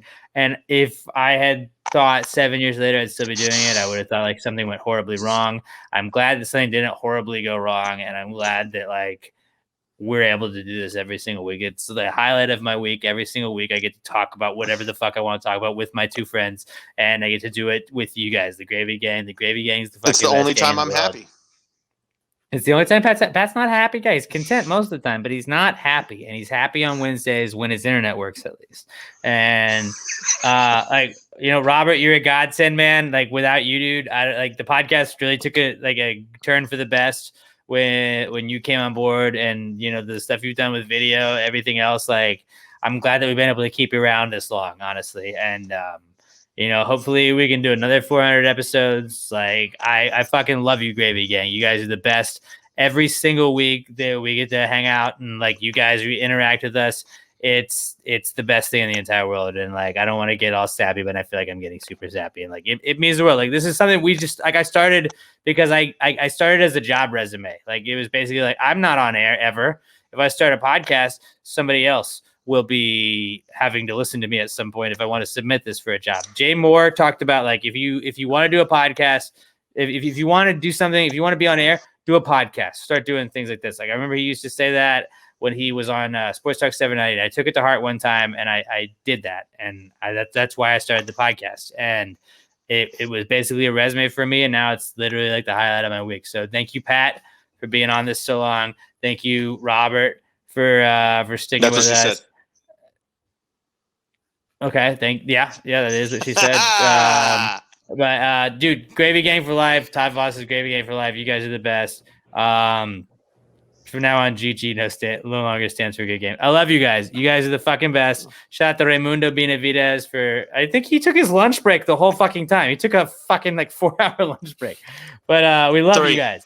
You guys are the fucking best. Chris Covio. Fucking love you. Like everybody that has been a part of the podcast at all, that's done anything that's a part of the podcast, Southern Star Brewing Company, Alma Remedies CBD, Little M Air Fresheners, everybody. Like this is fucking cool that we've been able to do this for 400 episodes. I would not have guessed we would have made it to 25 episodes when I started this, and the fact that we're doing this 7 years later. Hopefully when we get to episode 500, y'all will all be able to be there. I guarantee you, no matter what's going on, I will find a way to do a live broadcast of the 500th episode. We have a live broadcast of our beer release, Darling Like a Marlin, coming out from Southern Star Brewing Company, I believe in May. And when that happens, you guys are more than welcome to come to the brewery. We're going to do a live podcast and have a bunch of fun. I love all of you guys. You guys are the Hopefully fucking we'll all best. be vaccinated by then too.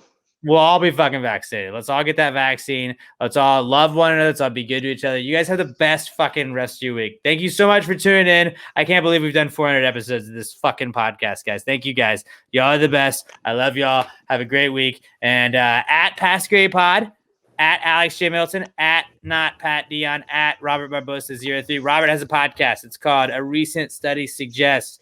You can listen to it every Monday, wherever you listen to Pass the Gravy. It's him, his partner Sam. They talk about all kinds of cool stuff about surveys, where they come from, who's surveyed in them. Actually, they do a really good job of breaking it down. Some other stuff on the Past Grade Podcast Network. We got the Weekly D podcast. They're about to do their 100th episode. Shout out to them. The Disappointed But Not Surprised podcast. They're awesome. Alex and Addie talking about all kinds of dirty stuff. And then the Claret Big Blue podcast, my friend Mike Fish and myself, we talk about West Ham and the New York Giants. And we got the Time Machine with Andrew Green. That's also alive, and he does all the the throwback stuff. He finds something from like throwback, and he talks about it. And it's in each episode. It's pretty great. We did a whole episode of The Office. And I did an episode about the XFL as well. But you guys, thank you so much for tuning in. Thanks for being a part of the Gravy Gang, man. I can't believe we've done it this much. And we love y'all. Follow us, give us a subscribe, and share us with a friend, please. Until we talk to you guys next week, pass the gravy, you bitches.